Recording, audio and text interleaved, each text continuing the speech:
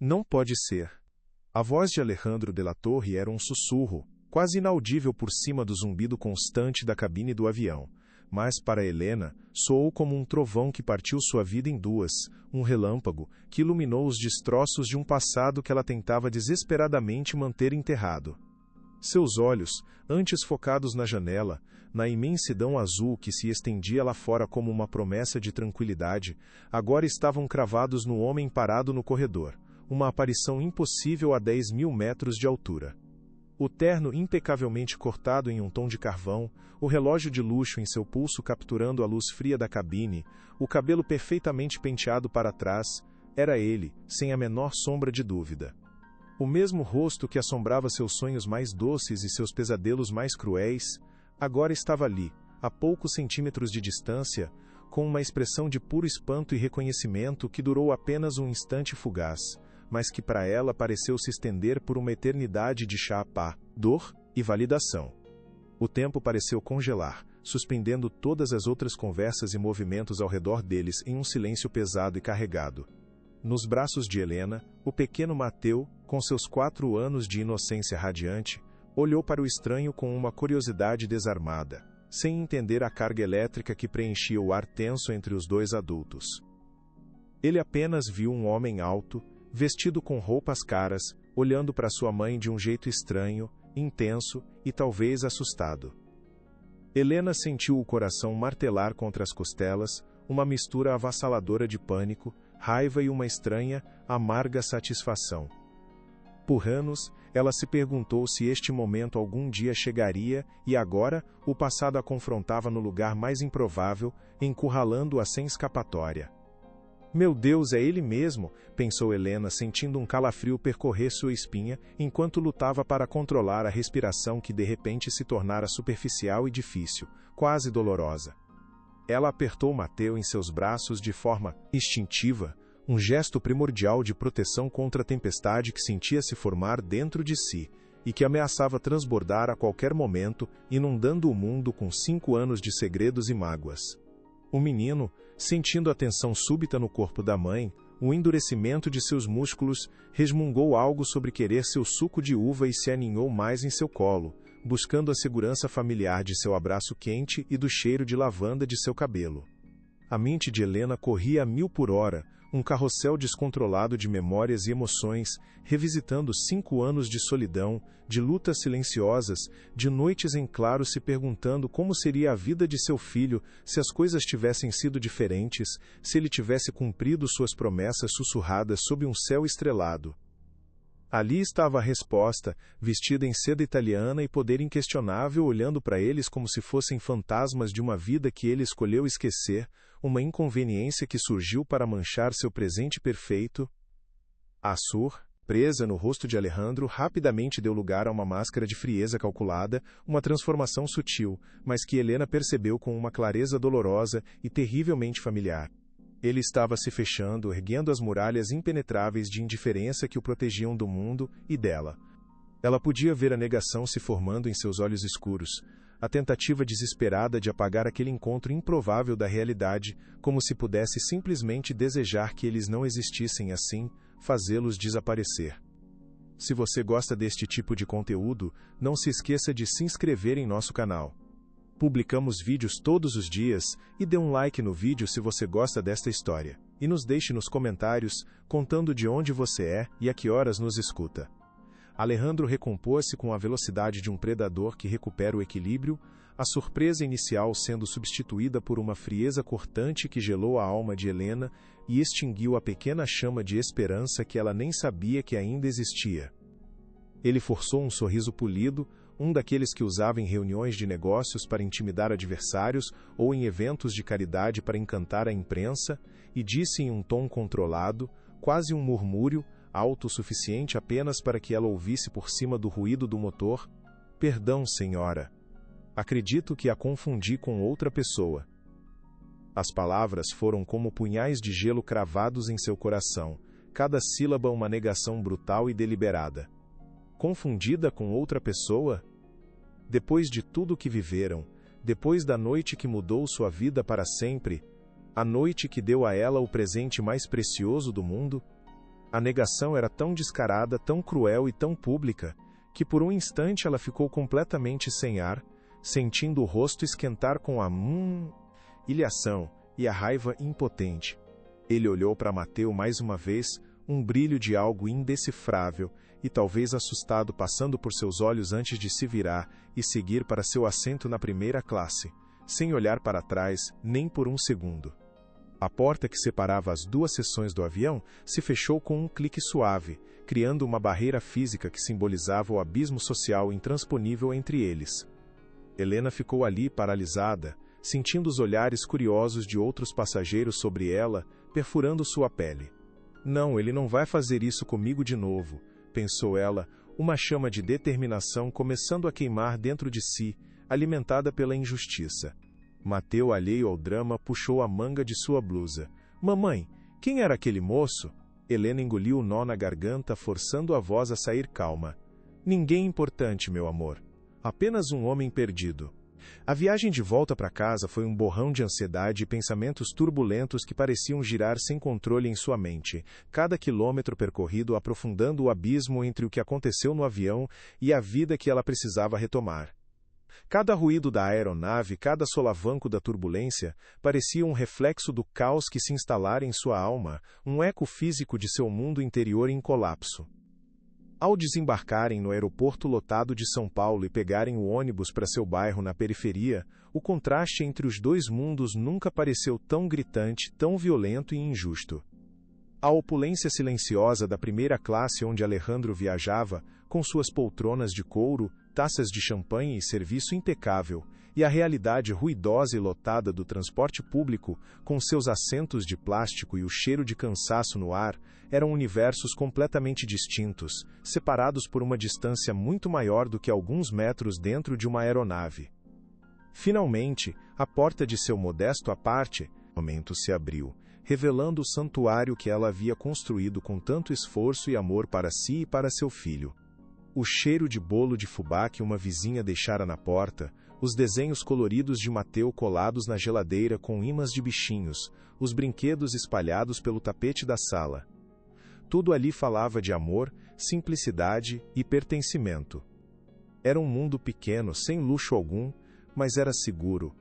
Era o único mundo que Mateu conhecia, um mundo onde ele era amado incondicionalmente, sem reservas. Helena colocou o filho adormecido em sua cama, cobrindo-o com um cobertor de super-heróis. Observando o rosto sereno do menino, a semelhança com Alejandro era inegável, uma facada dolorosa. Os mesmos olhos expressivos, o mesmo formato do queixo, a mesma curva teimosa dos lábios. Como ele pôde negar? Algo estava prestes a romper.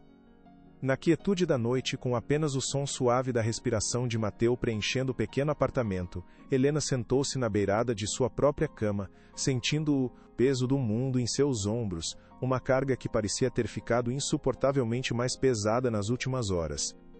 Ela abriu a gaveta de sua cômoda com um rangido familiar, e tirou de lá uma pequena caixa de veludo azul, já gasta pelo tempo e pelo manuseio constante, o tecido macio e desbotado em alguns pontos. Dentro, repousava a única ligação tangível com o pai de seu filho, o único vestígio físico de uma promessa quebrada e de um sonho transformado em segredo.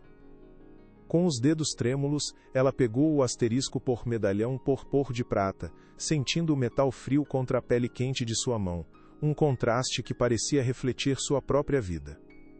De um lado, uma pequena foto de Mateu sorrindo, com seus primeiros dentes de leite despontando, uma imagem que ela mesma havia colocado ali com todo o cuidado e amor do mundo. Do outro lado, gravada em letras delicadas e elegantes, quase apagadas pelo tempo, estava a data da noite que mudou sua vida para sempre. Uma noite de promessas sussurradas sob as estrelas e sonhos compartilhados, antes que ele desaparecesse como fumaça, deixando apenas o silêncio e uma vida crescendo dentro dela. Sua avó lhe dera aquela joia dizendo que era para guardar algo verdadeiramente precioso.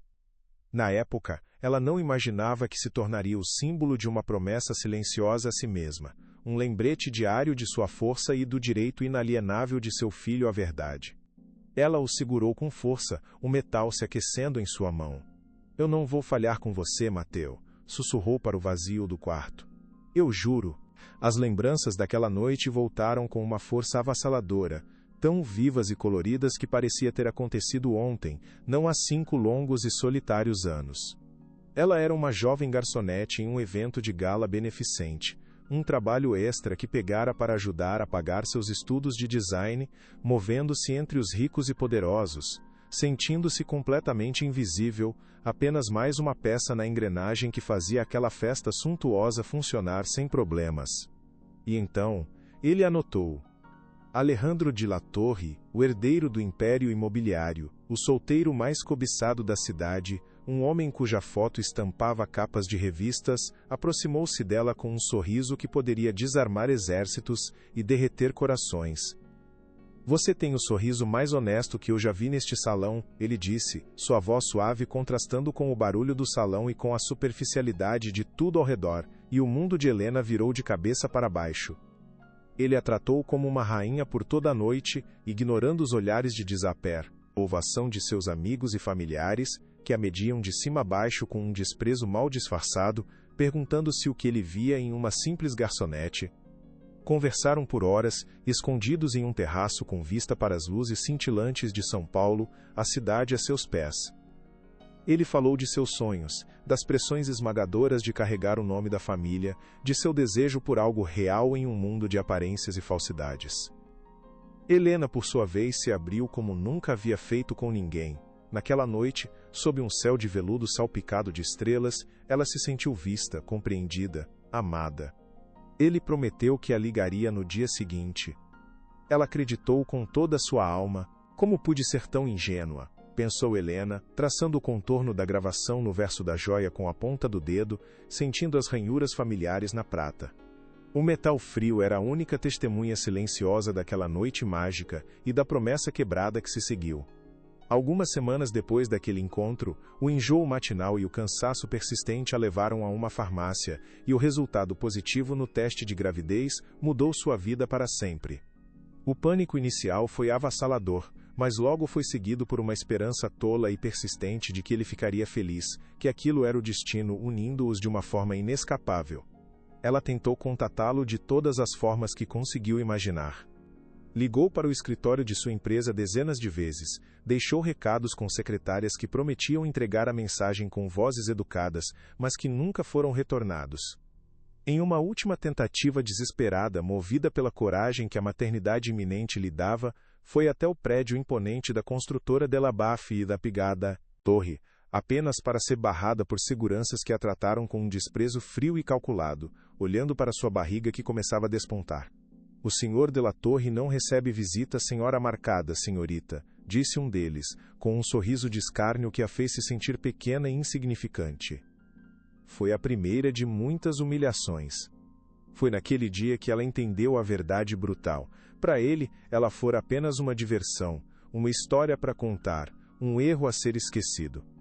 A dor da rejeição foi imensa, mas ao sentir a pequena vida crescendo dentro de si, Helena encontrou uma força que não sabia que possuía. Seu filho não seria definido pela ausência do pai, ele teria todo o amor do mundo. Agora o reencontro no avião havia reaberto todas as feridas que ela pensava estarem cicatrizadas, arrancando as bandagens com uma violência inesperada. A negação fria e calculada de Alejandro não era apenas uma rejeição a ela, mas ao próprio filho, uma anulação de sua existência. E isso era a LGO que Helena não podia aceitar. Não se tratava mais de seu coração partido ou de seu orgulho ferido. Tratava-se do direito de Mateu. O direito de ter um nome, uma identidade completa, de saber de onde veio e de não carregar o peso da rejeição de um pai que nem se dava ao trabalho de reconhecê-lo. Ela ligou seu notebook antigo, o aparelho lento demorando uma eternidade para iniciar, cada bip, um teste à sua paciência já esgotada. Com os dedos digitando rapidamente, ela buscou o nome Alejandro de la Torre na internet. A tela se encheu de resultados. Artigos em revistas de negócios elogiando sua visão.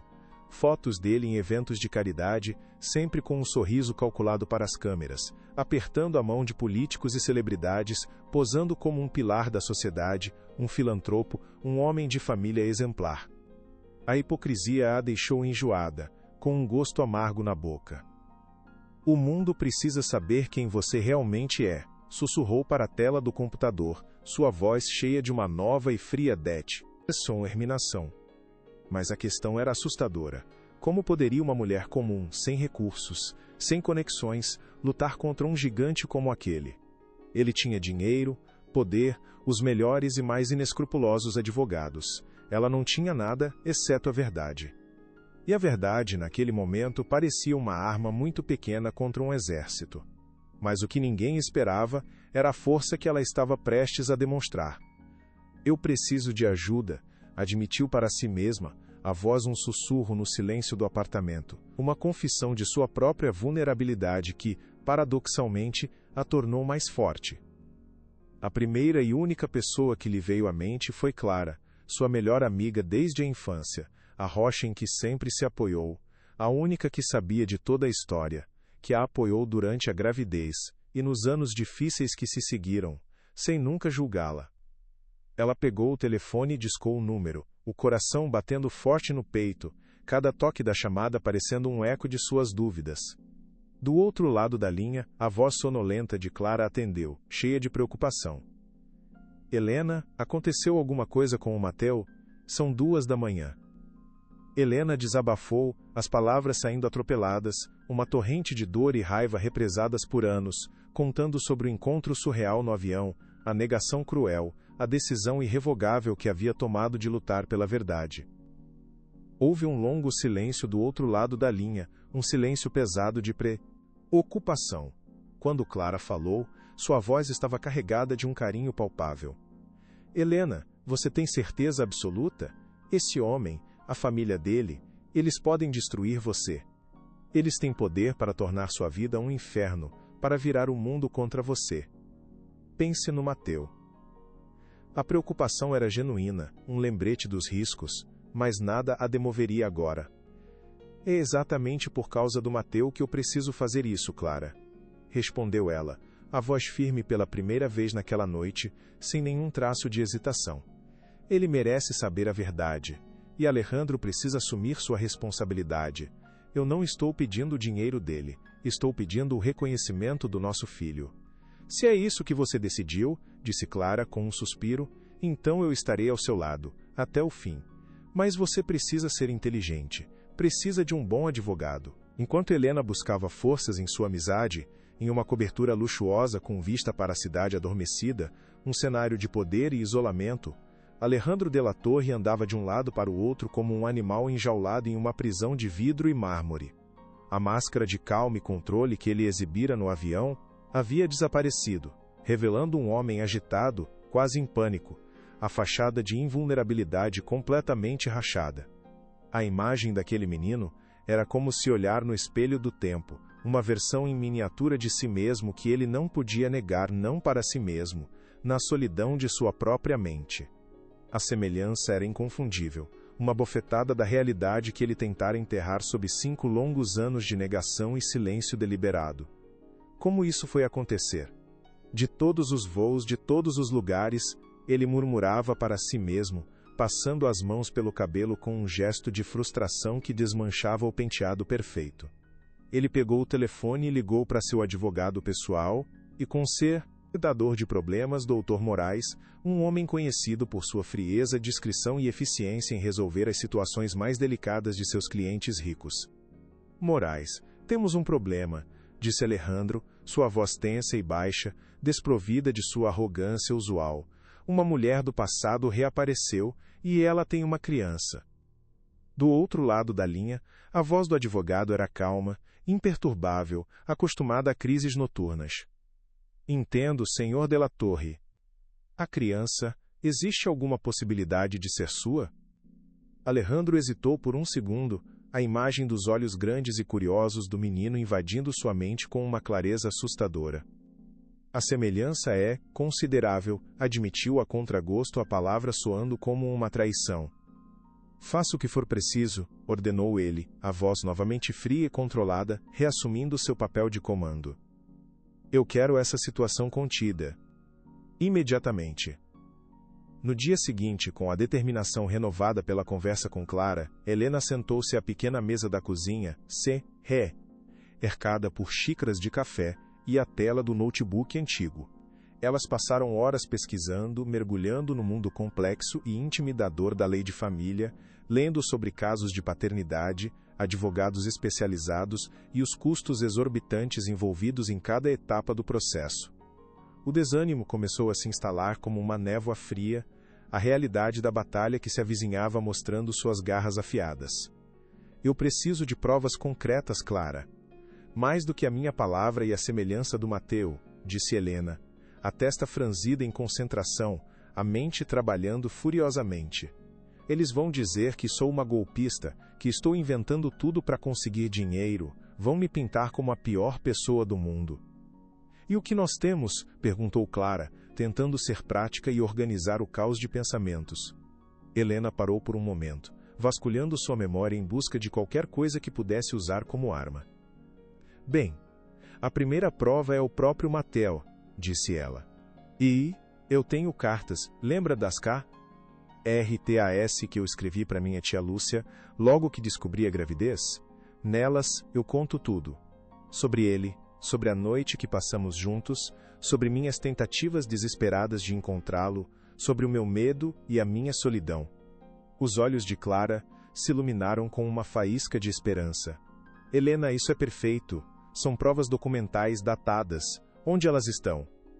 Correram para o quarto e, depois de alguns minutos de busca frenética, encontraram uma caixa de sapatos empoeirada no fundo do guarda-roupa. Dentro, amarradas com uma fita de cetim desbotada, estavam as cartas. As palavras de uma Helena mais jovem, assustada e solitária saltaram do papel, um testemunho silencioso e poderoso de sua jornada. Elas tinham algo sólido. Mas seria o suficiente contra um império? Naquela noite, enquanto colocava Mateu para dormir, o menino fez a pergunta que ela tanto temia e, de certa forma, esperava, a pergunta que pairava no ar silencioso de sua pequena família. Mamãe, por que os outros meninos da escolinha têm um papai e eu não? A pergunta, dita com a mais pura e dilacerante inocência infantil, atingiu Helena como um soco no estômago, tirando-lhe o ar.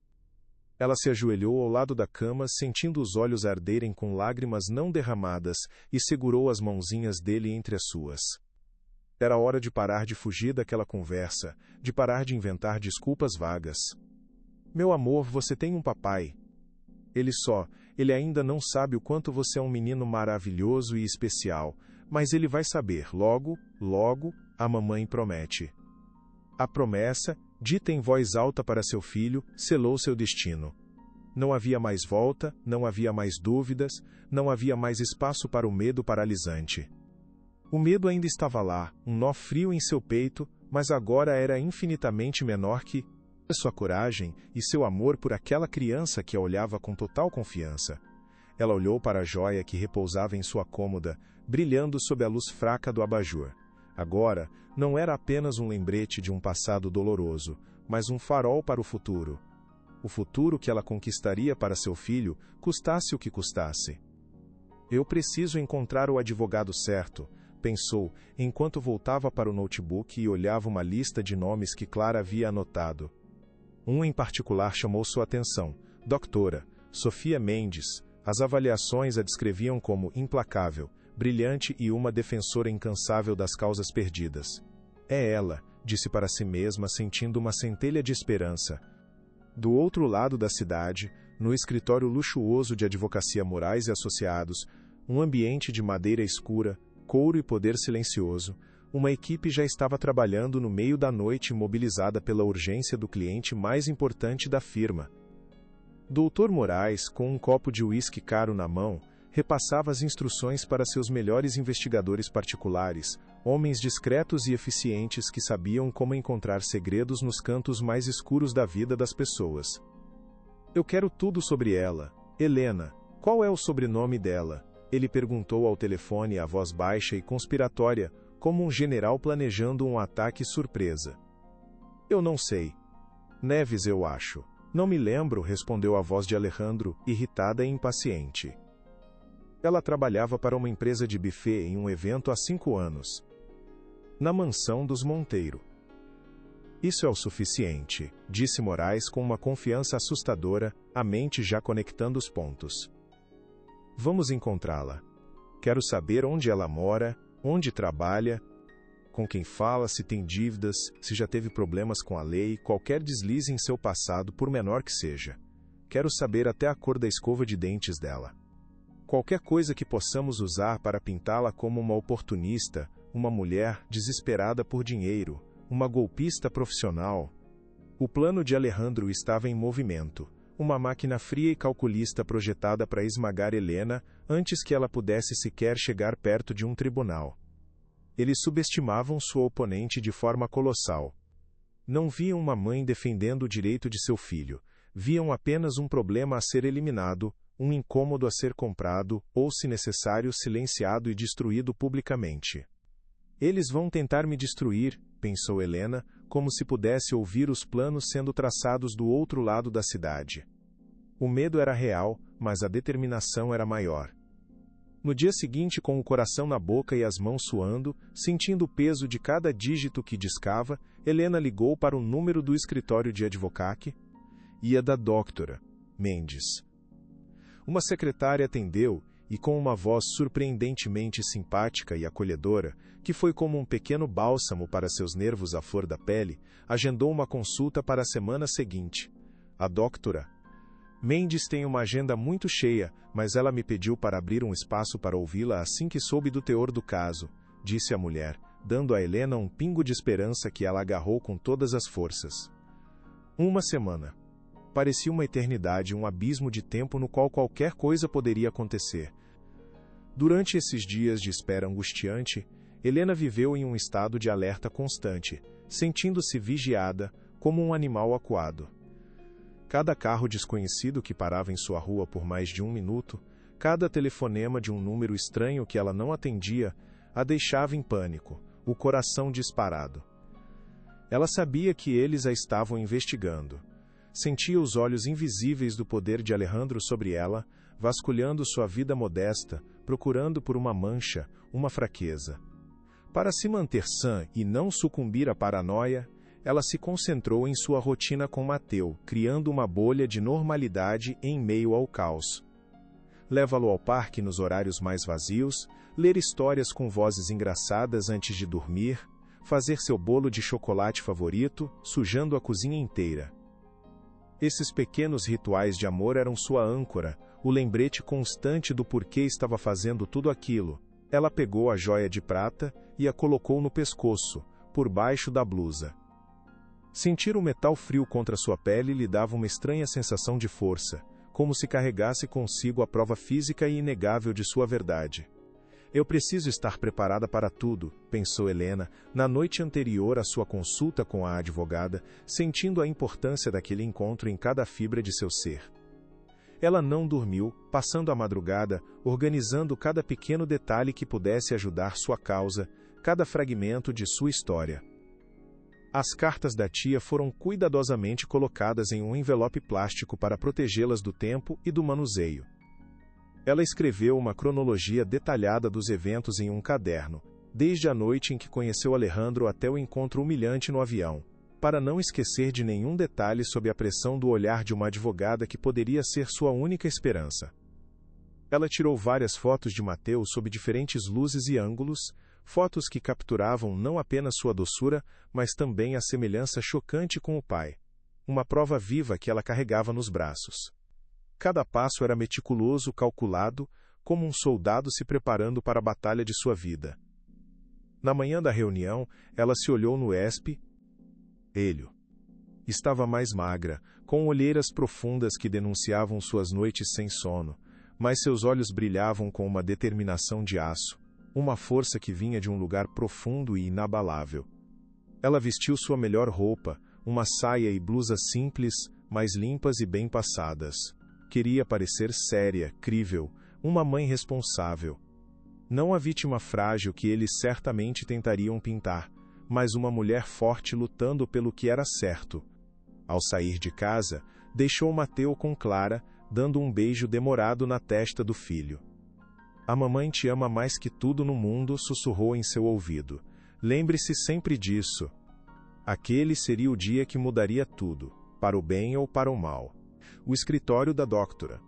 Sofia Mendes era exatamente como Helena imaginou. Pequeno, funcional e sem ostentação, localizado em um prédio modesto no centro da cidade, um lugar que falava de trabalho duro, não de luxo. A própria Dra.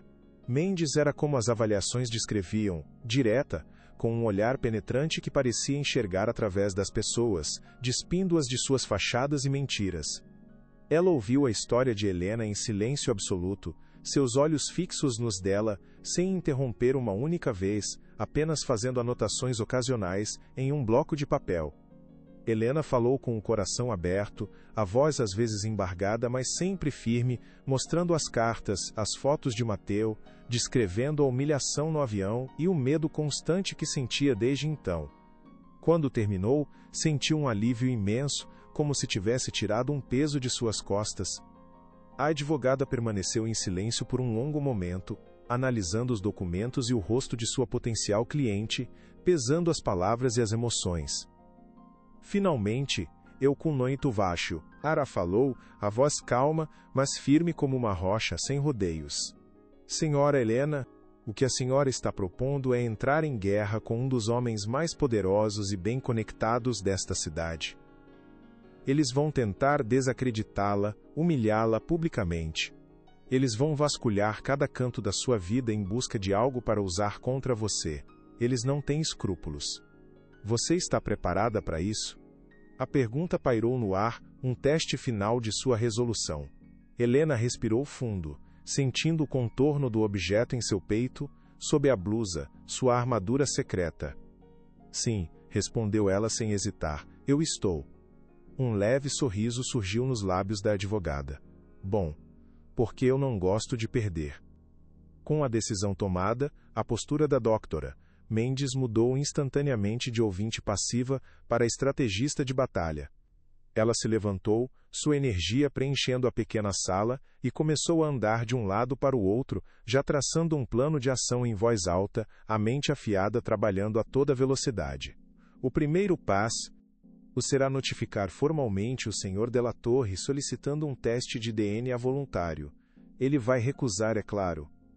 Sua recusa, no entanto, será nossa primeira vitória perante o juiz, pois demonstrará má-fé e a intenção de obstruir a busca pela verdade. Em seguida, entraremos com uma ação de investigação de paternidade. As cartas de sua tia são excelentes provas circunstanciais, pois são anteriores ao litígio. A semelhança de seu filho também será importante, mas não decisiva. Ela parou de repente e olhou para Helena com uma intensidade que a fez prender a respiração. Mas a peça central de tudo, a prova irrefutável, será o DNA. E nós vamos conseguir essa ordem judicial, não importa o quanto eles tentem protelar ou usar seu poder para nos impedir. Vai ser uma briga feia, Helena. A mídia vai cair em cima de você como abutres. Eles vão chamá-la de golpista, de interesseira, de tudo o que puderem inventar. Você precisa ter a pele grossa e estar pronta para o pior. Eu aguento, disse ele, a voz mais forte do que nunca, sentindo a confiança da advogada se transferir para ela. Pelo meu filho, eu aguento qualquer coisa. Eu sei que sim, disse a advogada com um aceno de aprovação, um brilho de admiração em seus olhos. Agora, vamos ao trabalho. O Império de La Torre não sabe o que o espera. Ao sair do escritório, Helena sentiu uma onda de alívio e adrenalina. A luta estava apenas começando, mas agora ela não estava mais sozinha. Ela tinha um general ao seu lado. Enquanto isso, sem que Helena soubesse, o primeiro ataque de Alejandro já estava em andamento, uma ofensiva preventiva e brutal.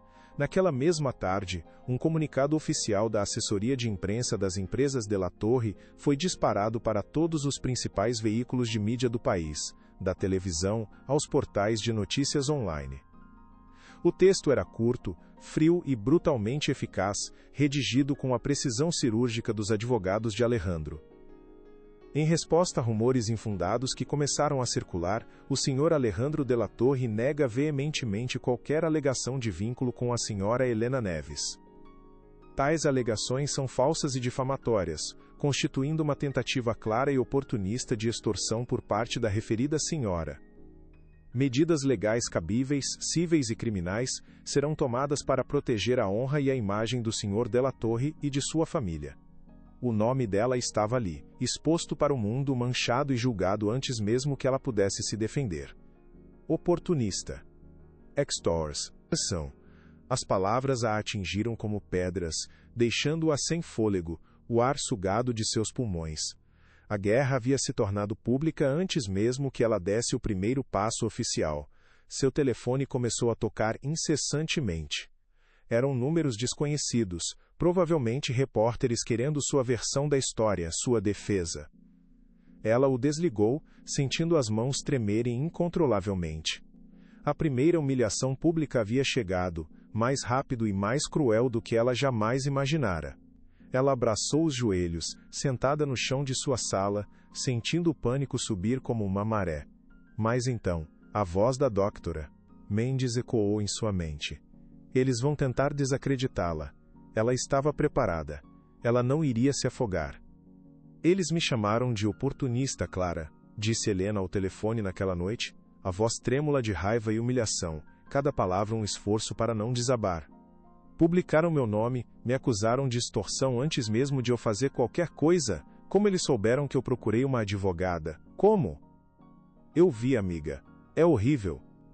É sujo, é baixo. É exatamente o que a advogada disse que eles fariam, respondeu Clara do outro lado da linha, a voz cheia de uma fúria impotente, tentando acalmá-la. Eles devem ter informantes em todos os lugares. Estão tentando te intimidar, te fazer desistir antes mesmo de a luta começar, te isolar do mundo. Pois não vai funcionar, disse Helena, a voz ganhando força a cada palavra, a raiva se transformando em um combustível poderoso e purificador. Isso só me deu mais certeza de que estou fazendo a coisa certa. Ele está com medo. Homens poderosos só atacam com tanta força quando estão com medo. O comunicado, pensado para ser um golpe fatal, que a silenciar, ia para sempre, teve o efeito contrário.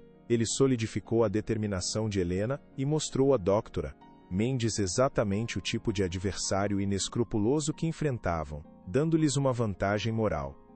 A advogada ligou para Helena assim que soube da notícia, sua voz calma e estratégica contrastando com o turbilhão de emoções de Helena.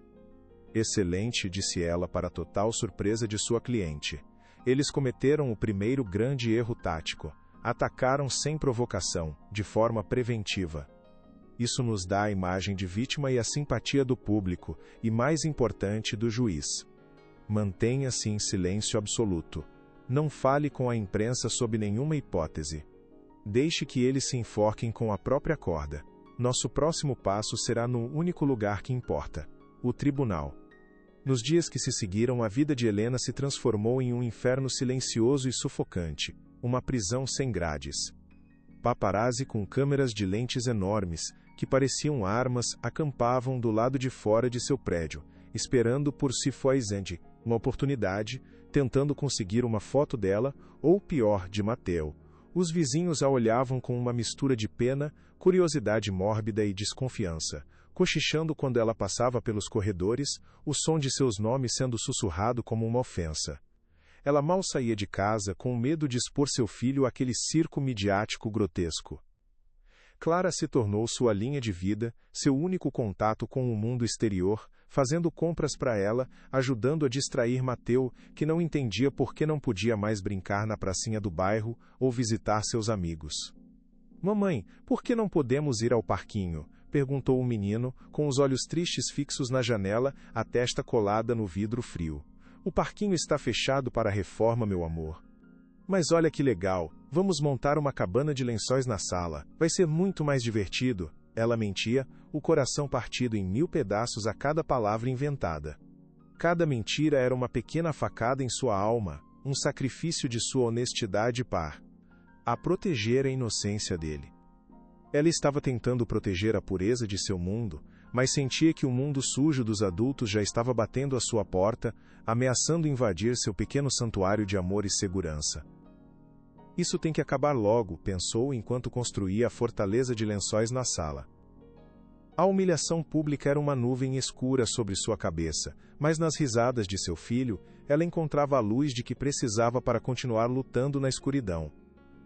A notificação judicial oficial, um documento frio e impessoal solicitando o teste de DNA voluntário, chegou às mãos de Alejandro em seu escritório imponente, entregue por um oficial de justiça que parecia intimidado pela opulência do ambiente. Ele a leu com um sorriso de escárnio, os lábios se curvando em desprezo, antes de amassar o papel em sua mão com um gesto lento e deliberado, transformando-o em uma bola amarrotada que ele jogou na lixeira com precisão. Ingênuas, disse ele a Dr. Moraes, que estava sentado à sua frente, observando a cena com uma calma profissional, como um espectador de um drama previsível. Elas realmente acharam que eu concordaria com isso, que facilitaria as coisas para elas. Era o procedimento esperado, um passo formal que a advogada dela precisava dar para construir o caso, respondeu o advogado impassível, a voz monótona. Nossa recusa formal já foi protocolada. Agora elas entrarão com a ação e nós vamos contestar, alegando que se trata de uma ação frívola com o único intuito de assédio e ganho financeiro. Vamos pedir provas, vamos questionar a idoneidade dela, vamos arrastar isso o máximo que pudermos nos tribunais. Vamos esgotar os recursos dela até que ela não tenha mais nenhum centavo para pagar um café. O plano era claro, sufocá-la financeira e psicologicamente, uma guerra de atrito até que ela desistisse, quebrada e humilhada. Alejandro se sentia no controle total da situação. Ele havia lidado com disputas de negócios muito mais complexas, com tubarões corporativos. Uma mãe solteira e sua advogada de bairro não eram uma ameaça real em seu tabuleiro de xadrez. O que ele não sabia era que a força de Helena não vinha de recursos financeiros, mas de algo que seu dinheiro não podia comprar: o amor incondicional por seu filho. E essa era uma força que ele havia subestimado perigosamente. A notificação formal, entregue em um envelope pardo que parecia absurdamente simples para a mensagem explosiva que carregava, foi o primeiro tiro disparado no campo de batalha legal que se formava. Doutora Sofia Mendes a enviou com uma calma profissional, explicando detalhadamente a Helena que aquele era um passo estritamente necessário, uma formalidade para demonstrar a boa-fé de sua cliente antes de qualquer ação mais drástica nos tribunais. Eles vão ignorar ou recusar formalmente, previu a advogada durante um telefonema que durou quase 1 hora, preparando Helena para cada movimento do inimigo, como uma general preparando seu soldado para a guerra. É exatamente o que esperamos que eles façam. A recusa deles em fazer um teste de DNA voluntário, de forma amigável, nos dará muito mais força e legitimidade quando pedirmos ao juiz que o ordene de forma compulsória.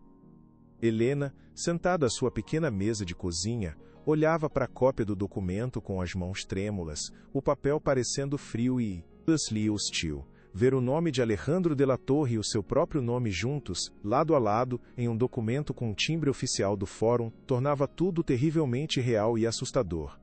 Não era mais uma ferida secreta guardada em seu coração, um fantasma que a assombrava em um avião.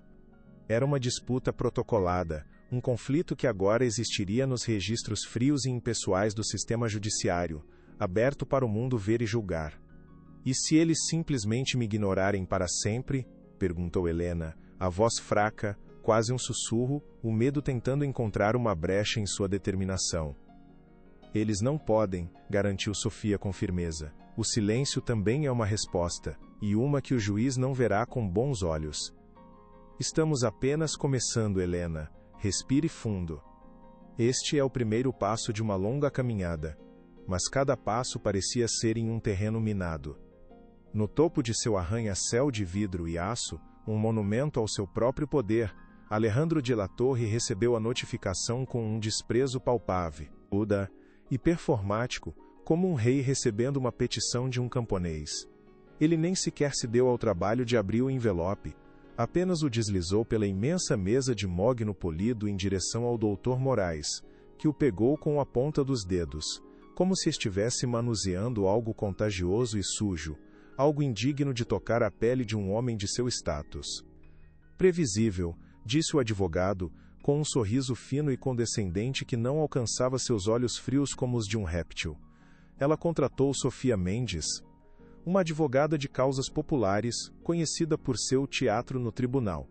Ela vai tentar pintar isso como uma batalha de Davi contra Golias, a pobre moça contra o império do mal. Alejandro levantou-se e caminhou lentamente até a enorme janela de vidro que oferecia uma vista panorâmica de São Paulo, a cidade que ele sentia que lhe pertencia por direito, um tabuleiro de jogo a seus pés. As luzes cintilavam abaixo, um reino que ele governava. Eu não me importo com o teatro dela, disse ele à avó, fria como o vidro da janela contra o qual ele quase encostava a testa. Eu quero que você a enterre empapelada. Contestações. Recursos. Adiamentos. Use cada brecha legal que existir para arrastar isso por anos, se for preciso.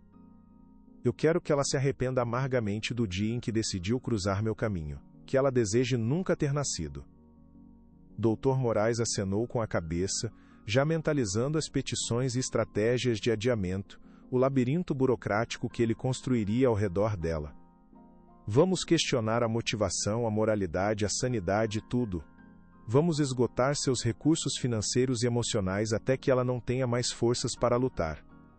No final, ela vai aceitar qualquer acordo que oferecermos para sair do pesadelo. Eu não quero um acordo, retrucou Alejandro virando-se para encarar o advogado, os olhos faiscando de uma fúria gelada. Eu quero silêncio. Silêncio absoluto e eterno. Isso vai levar tempo, Helena, e vai custar muito dinheiro, disse Doctora. Mendes, em sua próxima reunião no pequeno escritório da advogada, a luz da tarde entrando pela janela e iluminando as partículas de poeira no ar. A mulher foi brutalmente honesta, sem rodeios ou falsas esperanças, o que Helena, cansada de mentiras e promessas vazias, apreciava profundamente. Eles vão usar uma tática conhecida como litigância de má-fé. Vão inundar o processo com moções inúteis, pedirão prazos e mais prazos, vão questionar cada vírgula, tudo para nos cansar e fazer você gastar o que não tem. É uma guerra de atrito, e eles têm um exército de advogados e recursos infinitos, enquanto nós temos apenas um escudo e uma lança. Helena sentiu um nó gelado se formar em seu estômago, uma sensação de pânico financeiro que era quase tão ruim quanto o medo emocional. Suas economias, guardadas com tanto sacrifício ao longo de anos de trabalho duro, já estavam diminuindo rapidamente com os custos iniciais do processo e as taxas de protocolo, como areia escorrendo por entre seus dedos. Ela havia começado a fazer mais trabalhos de freelancer à noite, traduzindo documentos técnicos depois que Mateu dormia, seus olhos ardendo de cansaço na frente da tela do computador, muitas vezes até o sol raiar, trocando seu descanso por uma pequena chance de justiça. Eu vou dar um jeito, respondeu ela, a voz soando muito mais confiante do que se sentia por dentro. Eu vendo o que for preciso. Mas não vou desistir, nunca. A advogada observou por um instante, seu olhar aguçado parecendo avaliar a profundidade daquela determinação, a força daquele espírito. Eu sei que não vai. E é por isso que vamos vencer. Agora vamos falar sobre as provas. As cartas que você mencionou. Dale, aquelas que escreveu para sua tia, precisamos delas. Elas são a nossa primeira âncora, a prova de que sua história não começou ontem.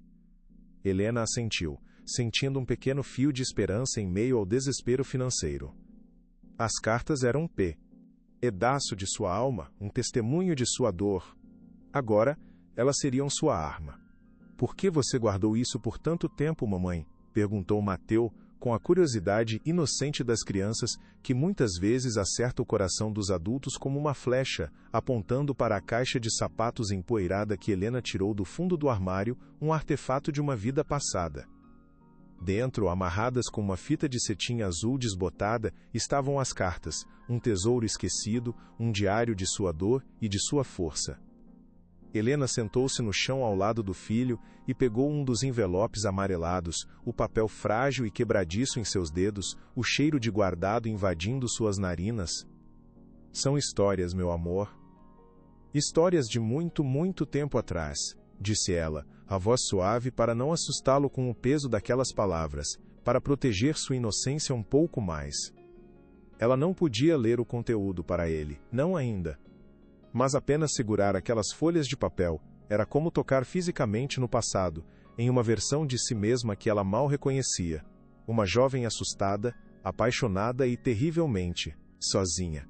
Ela se lembrava de cada palavra que escreveu, das lágrimas que mancharam a tinta em algumas páginas, criando pequenas auréolas azuis como mapas de sua tristeza. Eram relatos detalhados de seu breve e intenso romance com Alejandro, da felicidade estonteante, da confusão, da descoberta chocante da gravidez, de suas tentativas frustradas de contato. A data em cada carta, registrada pelo carimbo do correio no envelope, era uma prova irrefutável de que sua história não era uma invenção recente, uma fabricação oportunista como os advogados dele queriam fazer o mundo acreditar. Minha tia Lúcia sempre me disse para escrever quando me sentisse perdida, contou Helena a Matel, mais para si mesma do que para o menino. Ela dizia que as palavras no papel não mentem. Um dia você vai me ler essas histórias? Perguntou Mateu, com seus grandes olhos castanhos fixos nela, cheios de uma confiança que partia seu coração. Sim, meu amor, prometeu Helena, engolindo o nó na garganta. Um dia, eu vou te contar tudo. A vida de Helena se transformou em uma rotina exaustiva de trabalho, cuidados com Mateu e reuniões com a advogada, um ciclo interminável que a deixava sem fôlego. O estresse era uma presença constante, um zumbido baixo em seus ouvidos que nunca desaparecia, nem mesmo durante o sono, um companheiro indesejado em sua jornada solitária. As noites eram as piores. Quando o silêncio do pequeno apartamento era quebrado apenas pela respiração suave de seu filho dormindo no quarto ao lado, os medos vinham à tona com força total, monstros que se escondiam na escuridão e sussurravam em seu ouvido. E se eu perder? Pensou uma noite, encarando o teto escuro, as sombras dançando como demônios. E se eles conseguirem me destruir, provar para o mundo que sou uma mentirosa, uma interesseira? Que tipo de vida Mateu terá? Ele carregará essa vergonha para sempre por minha causa? Eu estou sendo egoísta? A ansiedade era um monstro que a devorava por dentro, fazendo seu coração acelerar e suas mãos suarem frio, uma sensação de queda livre em um abismo sem fundo. Ela se levantava e ia até o quarto do filho, apenas para observá-lo dormir, seu rosto um anjo de paz em meio à tempestade que era a vida dela. A visão dele era seu porto seguro, o lembrete de por que ela precisava ser forte, de por que essa luta era maior do que ela, maior que seu medo e seu orgulho. Ela voltava para sua cama, pegava o objeto frio na gaveta da cômoda e o segurava com força. O metal aquecia em sua mão e ela se concentrava na sensação, na data gravada, na promessa que fez a si mesma. Era uma batalha de sua mente contra o medo, uma luta travada na escuridão de seu pequeno apartamento, longe dos olhos do mundo. E a cada noite, por pura teimosia e amor, ela vencia. O primeiro ataque direto não veio de um tribunal ou de um jornal, mas de uma visita inesperada que fez seu sangue gelar nas veias. A campainha tocou em uma tarde de sábado, um som estridente que quebrou a paz de sua casa e assustou Helena. Ela espiou pelo olho mágico e viu um homem de terno caro, que ela reconheceu vagamente das fotos como um dos sócios de Dr. Moraes, um dos cães de guarda de Alejandro. Seu coração despencou, batendo descontroladamente contra suas costelas. Ela pensou em não abrir, em fingir que não estava em casa, em se esconder como um animal assustado, mas sabia que eles não iriam embora tão facilmente. Eles eram persistentes. Deixando Mateu assistindo a um desenho na sala, com o volume um pouco mais alto para abafar qualquer som da conversa, ela abriu a porta apenas uma fresta, mantendo a corrente de segurança no lugar, uma barreira frágil contra o mundo lá fora. Senhora Neves, disse o homem, com um sorriso que não alcançava os olhos, um sorriso de predador avali. Ando sua presa. Meu nome é Ricardo Bastos, trabalho com o Dr. Moraes. Poderíamos conversar por um momento? Garanto que é do seu interesse. A voz dele era melosa, quase sedutora, mas o olhar era duro como aço, frio e calculista. Eu só falo na presença da minha advogada, respondeu Helena, tentando manter a voz firme, embora seu interior estivesse tremendo, cada músculo tenso. Oh, não será necessário para isso, disse ele, empurrando suavemente um envelope grosso e branco pela fresta da porta. Isto é uma oferta de paz. O Sr. de la Torre quer evitar o desgaste de um processo público, principalmente pelo bem-estar da criança. Ele é um homem prático e generoso. Helena olhou para o envelope em sua mão, sentindo-o pesado como chumbo. Isso é um insulto, pensou ela, a raiva começando a queimar o medo. Eles acham que podem me comprar como se eu fosse um objeto, que meu filho tem um preço. Ela fechou a porta na cara do advogado sem dizer mais uma palavra, o som da batida ecoando sua raiva, e a trancou, girando a chave 2 vezes como se isso pudesse manter o mal do lado de fora. Com as mãos trêmulas ela rasgou o envelope, o som do papel se partindo sendo estranhamente satisfatório. Dentro não havia um cheque, como ela esperava, mas algo muito pior, muito mais cruel. Um documento formal, um acordo de confidencialidade e renúncia, redigido em uma linguagem jurídica fria e impiedosa. Ele estipulava um valor mensal a ser depositado em uma conta, uma quantia absurdamente generosa que resolveria todos os seus problemas financeiros para o resto da vida, que a permitiria dar a Mateu tudo o que o dinheiro pode comprar. Em troca, ela deveria desaparecer. Retirar o processo imediatamente, nunca mais mencionar o nome de Alejandro de la Torre em público ou em privado, e o mais importante, o mais cruel de tudo, renunciar a qualquer direito de Mateu à paternidade. O nome do menino S. seria legalmente dela e de mais ninguém, para sempre, uma criança sem pai aos olhos da lei e do mundo.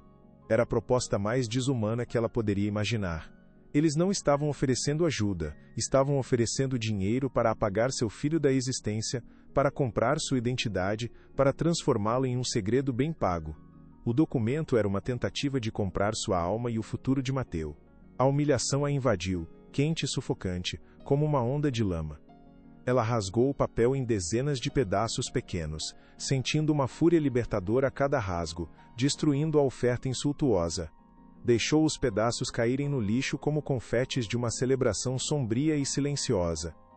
Meu filho não está à venda, sussurrou para o apartamento vazio, a voz embargada pela emoção. Algo estava prestes a romper, e não era a sua determinação. A recusa da oferta enfureceu Alejandro de uma forma que nem mesmo seus advogados, acostumados a lidar com sua personalidade volátil, previram. Ele via aquilo não como um ato de integridade ou amor maternal, mas como uma estratégia de negociação barata, um insulto à sua generosidade. Ela quer mais dinheiro, é isso, disse ele a Moraes pelo telefone, andando de um lado para o outro em seu escritório como um animal enjaulado, o carpete caro abafando seus passos furiosos. Ela que está se fazendo de difícil para aumentar o valor. Ninguém, absolutamente ninguém, recusa uma quantia daquelas por princípios. Princípios não pagam as contas, Moraes. Ou talvez a advogada a tenha aconselhado a não aceitar o primeiro lance, ponderou Moraes, sempre calculista e tentando acalmar seu cliente volátil, tentando injetar lógica em um turbilhão de emoções. Ela está jogando duro, acha que pode nos encurralar no tribunal, precisamos aumentar a pressão de outras formas, desacreditá-la ainda mais. Então aumente, gritou Alejandro, perdendo a compostura por um instante, a voz ecoando na sala silenciosa e imensa. Faça o que for preciso, eu dei a ela uma saída, fácil, uma vida de rainha, e ela cuspiu na minha cara. Impulsionado pela raiva e pela frustração de não conseguir controlar a situação, algo que ele não estava acostumado a sentir, Alejandro fez algo impulsivo, algo que seus advogados o haviam proibido expressamente de fazer. Ele conseguiu um número de telefone de Helena através de seus investigadores particulares. Ele mesmo iria resolver aquilo. Ele mesmo a colocaria em seu devido lugar, com suas próprias palavras, sem intermediários. Era um erro colossal, um erro tático nascido da arrogância de um homem que nunca em sua vida havia ouvido a palavra não e a aceitado. Mas em sua mente turva pela fúria, era a única jogada que restava para reafirmar seu poder. O telefone de Helena tocou no final da tarde, um som que agora sempre a deixava em alerta. Era um número bloqueado. Ela hesitou por um momento, o coração já batendo mais forte, uma premonição ruim se formando em seu peito, mas atendeu, pensando que poderia ser da escola de Mateu ou alguma emergência. Alô? Disse ela cautelosa, a voz baixa. Do outro lado da linha, um silêncio pesado, carregado de eletricidade. Um silêncio que parecia durar uma eternidade, seguido por uma voz que ela reconheceria em qualquer lugar, mesmo que passassem 1000 anos. A voz que assombrava seus sonhos e seus pesadelos, a voz que um dia sussurrou promessas de amor. Helena, Apenas seu nome, dito em um tom baixo e carregado de uma fúria contida, um veneno sussurrado que percorreu a linha e a atingiu como um choque. O ar pareceu ser sugado de seus pulmões. Ela se apoiou na parede da cozinha para não cair, os dedos gelados contra o azulejo frio. Alejandro, sussurrou incrédula, o nome saindo como um fantasma de seus lábios, um nome que ela não pronunciava em voz alta há anos.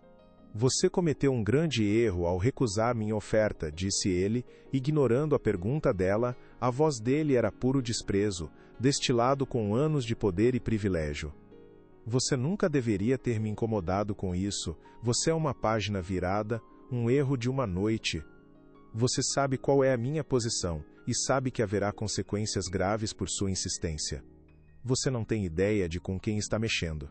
A ameaça não era física, mas era ainda mais aterrorizante por isso. Era a ameaça de um homem que podia mover céus e terras com um telefonema, que podia destruir sua vida de maneiras que ela nem conseguia imaginar, transformando-a em um inferno.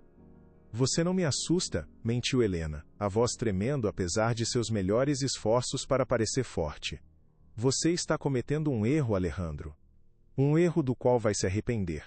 Ele riu, um som seco e sem humor do outro lado da linha. Veremos quem se arrepende no final, disse ele. E desligou. Helena ficou parada no meio da sala, o telefone ainda colado na orelha, ouvindo o som agudo e irritante da linha morta, um som que parecia ecoar o vazio que ele deixara para trás mais uma vez. A humilhação íntima foi como um golpe físico, deixando-a sem ar, o corpo todo tremendo. Ele não a via como a mãe de seu filho, nem mesmo como uma pessoa com sentimentos ou uma história. Ele a via como um incômodo, um problema a ser esmagado e descartado, um erro a ser apagado. As palavras dele ecoavam em sua cabeça, cada sílaba uma facada em sua autoestima já fragilizada pela campanha de difamação na mídia. Uma página virada. Um erro de uma noite. As pernas dela cederam e ela se sentou no sofá, sentindo um calafrio percorrer seu corpo, apesar do calor da tarde. O medo que ela vinha mantendo sob controle com tanto esforço, ameaçou transbordar e afogá-la. Pela primeira vez desde o início de tudo, ela se permitiu chorar de verdade. Não lágrimas silenciosas de tristeza, mas soluços altos e convulsivos de raiva, de medo, de frustração, de impotência. Chorou pela injustiça de tudo aquilo, por ser tratada como lixo por um homem que um dia ela amou, ou pensou que amou. Mateu, ouvindo o som dos soluços da cozinha, correu da sala com um pedaço de biscoito na mão e o rosto sujo de chocolate. Mamãe, você tá chorando? Perguntou ele, a preocupação genuína em sua vozinha infantil, os olhos grandes e castanhos cheios de uma confusão que partiu o coração dela. Ele tocou o rosto dela com sua mão pequena e melecada. Naquele toque, naquele olhar preocupado, Helena encontrou a força que precisava para se reerguer. Ela secou as lágrimas. Não, meu amor, a mamãe só está um pouco cansada, disse ela, forçando um sorriso que não alcançou seus olhos. Mas já passou. Ela o abraçou com força, inalando o cheiro doce de seu cabelo. Aquele telefonema não a quebraria, apenas a tornaria mais forte. Apenas a lembraria pelo que estava lutando. Ele me ligou, ele me ameaçou, contou Helena a Dra. Mendes. Na manhã seguinte, a voz ainda rouca de tanto chorar na noite anterior, mas agora, carregada de uma nova e fria determinação. A advogada ouviu atentamente cada palavra, seu rosto se tornando uma máscara de fúria controlada e profissional, os nós dos dedos brancos de tanto apertar a caneta.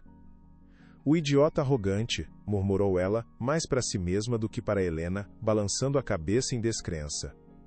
Ele acabou de nos dar um presente de Natal antecipado.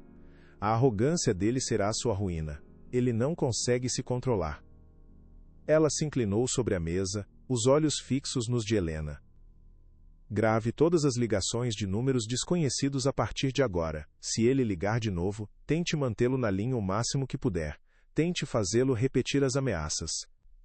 Ameaças são um crime, Helena, e isso mostra o desespero dele. Mostra que ele está com medo de que a verdade venha à tona, o que é ótimo para nós. Eu fiquei com tanto medo, doutora. Eu nunca senti tanto medo na minha vida, admitiu Helena, a vulnerável idade voltando por um instante. Eu sei. Era exatamente a intenção dele, disse Sofia, sua voz se suavizando com uma empatia que era rara de se ver nela. Ele queria te intimidar para que você recuasse, para que sentisse que não tem saída. Mas o que ele fez, na verdade, foi mostrar ao juiz, caso isso venha à tona, que tipo de homem ele é.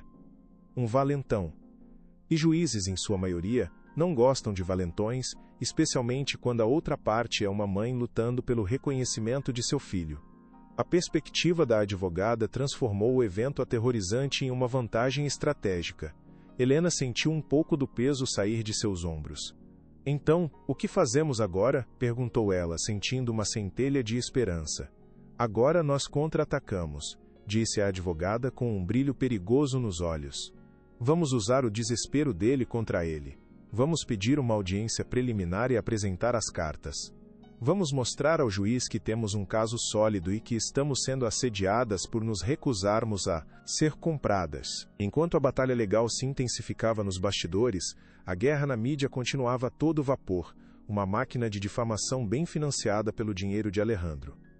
Uma revista de fofocas, conhecida por seu sensacionalismo e por não deixar a verdade atrapalhar uma boa história, publicou uma matéria de capa com uma foto antiga de Helena, tirada em uma festa quando ela era mais jovem, sorrindo e segurando um copo. A manchete era cruel e calculada para destruí-la, a caçadora de fortunas, a vida secreta da mulher que quer destruir o império de La Torre. O artigo a pintava como uma mulher de moral duvidosa, que vivia de pequenos golpes e que havia planejado engravidar de um milionário desde o início de sua vida adulta, uma alpinista social sem escrúpulos. Eles citavam fontes anônimas, amigos próximos, que diziam que ela era conhecida por se aproximar de homens ricos em eventos sociais, sempre em busca de uma oportunidade. Era uma teia de mentiras e meias-verdades, projetada para assiná-la publicamente e desacreditar sua luta, transformando-a em uma caricatura maligna. Eles estão inventando coisas, Clara, disse Helena, desesperada, mostrando o artigo para a amiga em seu celular, as lágrimas escorrendo por seu rosto. Essa foto foi na minha formatura do ensino médio. O copo tinha refrigerante. E essas fontes, quem são elas? São fantasmas? Pessoas que eles pagaram para mentir? São eles, Helena. É o dinheiro dele falando. Estão pagando pessoas para mentir, para inventar histórias, respondeu Clara, com raiva nos olhos, arrancando o celular da mão dela. Não leia isso, é veneno puro. Jogue fora. Mas era impossível não ler. As palavras se cravavam em sua mente, fazendo-a duvidar de si mesma, mesmo sabendo que era tudo mentira. Era essa a imagem que o mundo teria dela? Era assim que seu filho a veria um dia, quando aprendesse a ler? A humilhação pública era constante e sufocante, uma nuvem tóxica que a seguia por toda parte. Nas raras vezes que precisava sair, para uma consulta médica ou para resolver uma burocracia, Helena sentia os olhares e os cochichos como se fossem pedras sendo atiradas nela. Na padaria, no supermercado, no ponto de ônibus, alguns a olhavam com pena, o que era quase tão ruim quanto desprezo. Outros a olhavam com um desdém mal disfarçado, julgando-a sem conhecer um pingo de sua história. Ela se sentia marcada, como se tivesse um alvo nas costas, uma letra escarlate em seu peito. A pior parte era o medo de que aquilo chegasse até Mateu de uma forma que ele pudesse entender, que a sujeira do mundo dos adultos manchasse sua inocência. Na escola, as outras mães a evitavam, formando pequenos grupos e falando baixo quando ela chegava para buscar o filho, interrompendo a conversa abruptamente e sorrindo com falsidade. Uma delas, mais ousada e cruel, a parou no corredor um dia, com uma falsa solidariedade no rosto. Olha, eu não quero me meter na sua vida, começou a mulher, a voz cheia de uma preocupação fingida. Mas toda essa exposição, essa sujeira toda na mídia, não acha que está prejudicando seu filho? As crianças comentam, ouvem os pais falando em casa, sabe como é. Talvez fosse melhor para ele se você simplesmente resolvesse isso em particular. A insinuação era clara. Ela era uma má mãe por colocar seu filho no meio daquele escândalo, por expô-lo àquela vergonha. A vontade de Helena foi de gritar, de se defender, de expor a hipocrisia daquela mulher, mas ela apenas respirou fundo. Estou fazendo o que acredito ser o certo para o meu filho, respondeu ela, com uma dignidade que não sentia, e se afastou, puxando Mateu pela mão. Ao chegar em casa, ela desabou. A solidão era esmagadora. Parecia que o mundo inteiro estava contra ela. Eu não aguento mais, pensou, sentindo as lágrimas vindo sem controle. Naquela noite, sentindo-se no fundo do poço, afundada em um mar de desespero e solidão, Helena fez algo que não fazia há muito tempo. Ela se olhou longamente no espelho do banheiro, forçando-se a encarar a imagem que via. Viu uma mulher cansada, com olheiras profundas que pareciam hematomas e uma tristeza nos olhos que não estava lá antes. O brilho de sua juventude parecia ter se apagado, substituído por uma expressão de preocupação constante, de quem carrega o peso do mundo nas costas e espera o próximo golpe. — Quem é você? Perguntou ao seu reflexo em um sussurro, a voz rouca. Onde foi parar aquela garota cheia de sonhos que acreditava no amor, que acreditava nas pessoas? Foi então que seus olhos pousaram no brilho sutil de prata em seu pescoço. Ela havia começado a usá-lo todos os dias por baixo da roupa como um talismã secreto, um lembrete silencioso de sua missão. Com os dedos trêmulos, ela o tirou e o abriu na palma da mão, o metal frio contra a pele. Ali estava o rosto sorridente de Mateu, um farol de inocência e amor puro em meio à escuridão que a cercava. Do outro lado, a data gravada, a origem de tudo. O asterisco por medalhão por não era apenas um lembrete de uma promessa quebrada por um homem cruel, era o símbolo de sua jornada inteira. Representava a noite em que seu filho foi concebido, a força que encontrou na solidão de sua gravidez, a promessa silenciosa que fez a si mesma de que ele teria justiça e conheceria sua verdade. Olhando para aquele pequeno objeto, Helena viu o reflexo de sua própria resiliência. A garota sonhadora podia ter desaparecido, esmagada pela dureza da vida, mas em seu lugar havia uma guerreira. Uma mãe. E essa mulher ela percebeu naquele instante com uma clareza que cortou a névoa de seu desespero, era indestrutível. No dia seguinte, algo inesperado aconteceu. Uma pequena fresta de luz na escuridão opressora, um gesto de bondade que a pegou de surpresa e restaurou um pouco de sua fé na humanidade. Uma vizinha idosa, Dona Lúcia, uma senhora viúva que sempre fora muito reservada e quieta, que mal a cumprimentava no corredor, bateu à sua porta. Helena abriu, o corpo já tenso, esperando mais um olhar de julgamento ou uma reclamação sobre o barulho de Mateu. Em vez disso, a senhora lhe estendeu um prato coberto com um pano de prato limpo e bordado com flores. Eu fiz bolo de milho, disse ela com um sorriso gentil e cheio de rugas, os olhos pequenos e brilhantes cheios de uma sabedoria tranquila. E eu queria te dizer uma coisa, minha filha, não ligue para o que essa gente fala, eu criei meus 3 filhos sozinha depois que meu marido se foi. Sei o que é ser julgada por todos, sei o que é ter que ser pai e mãe ao mesmo tempo, sei o que é chorar escondido no banheiro para que as crianças não vejam. Você é uma boa mãe. Eu vejo como você cuida do seu menino com tanto amor. Continue lutando pelo que é certo. As palavras simples e sinceras, vindas de uma fonte tão inesperada, foram como um bálsamo para a alma ferida de Helena, mais reconfortantes do que qualquer discurso de advogado. Ela sentiu os olhos se encherem de lágrimas, desta vez de gratidão e alívio, e um nó se formar em sua garganta. Obrigada, Dona Lúcia. Muito obrigada, conseguiu dizer, a voz embargada. Aquele pequeno gesto de solidariedade, aquele bolo de milho quente, a lembrou de que ela não estava completamente sozinha. Havia bondade no mundo mesmo que estivesse escondida nos lugares mais simples. Ela não estava apenas lutando por si mesma e por Mateu. Estava lutando por todas as outras mães que já haviam sido julgadas, humilhadas e subestimadas. A luta de Helena estava se tornando maior que ela. Doutora, eu não sei se consigo continuar pagando por isso, confessou Helena em sua próxima visita ao escritório de Sofia, a vergonha evidente em sua voz, a humilhação de admitir sua fraqueza financeira. Minhas economias acabaram. Estou fazendo todo o trabalho extra que posso, mas as contas do processo, as taxas, as cópias, é um monstro que não para de crescer, e ele está me devorando. Sofia Mendes a interrompeu, colocando uma mão sobre a dela com um gesto reconfortante e surpreendentemente caloroso. Helena, eu soube desde o início que seus recursos eram limitados, e eu não aceitei este caso pelo dinheiro.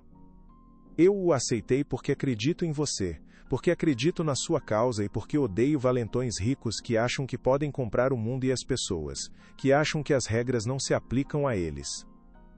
A advogada se recostou na cadeira, o olhar firme e determinado, uma rocha de estabilidade em meio ao mar de incertezas de Helena.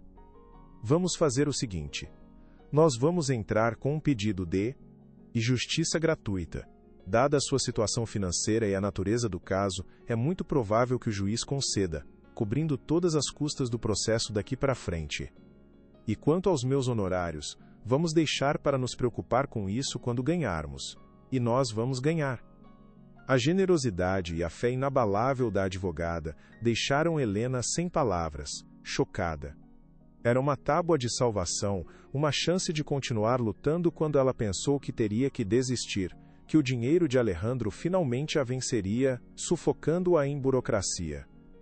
Eu não sei como agradecer, doutora, gaguejou, sentindo as lágrimas de alívio brotarem e escorrerem por seu rosto, lavando um pouco do desespero. Agradeça-me vencendo, disse Sofia, com um sorriso determinado que era mais poderoso do que qualquer exército. Agora, vamos nos preparar para a audiência. É hora de mostrar nossas cartas, e acredite, temos um jogo muito bom nas mãos. O dia da audiência preliminar chegou, trazendo consigo um céu cinzento, e uma ansiedade palpável que pairava sobre a cidade como uma promessa de tempestade.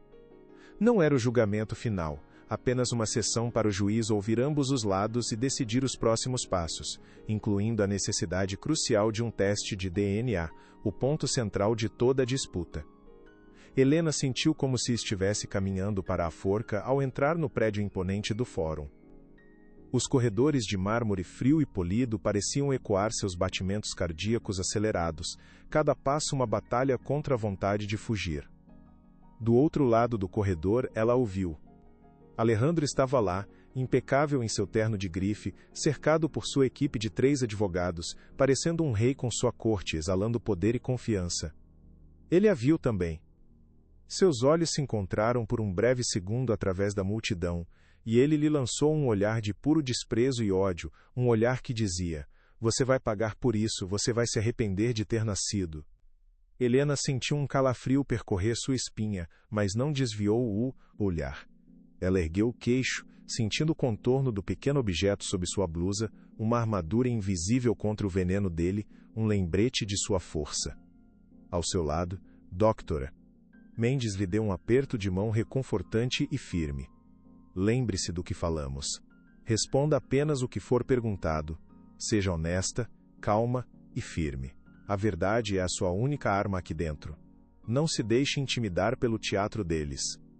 É a única arma de que preciso, pensou Helena, enquanto a porta pesada da sala de audiência se abria, convidando-os a entrar no campo de batalha, o ringue onde a verdade e a mentira se enfrentariam. O momento da verdade estava começando. Dentro da sala, o ambiente era formal e intimidador, projetado para fazer as pessoas se sentirem pequenas e insignificantes diante do poder da lei. A madeira escura das paredes e dos móveis, as bandeiras e o silêncio solene pareciam pesar sobre os ombros de Helena. O juiz, um homem de meia-idade com uma expressão severa e óculos de aros finos, olhou por cima dos papéis à sua frente, analisando todos os presentes com um olhar que não revelava nada.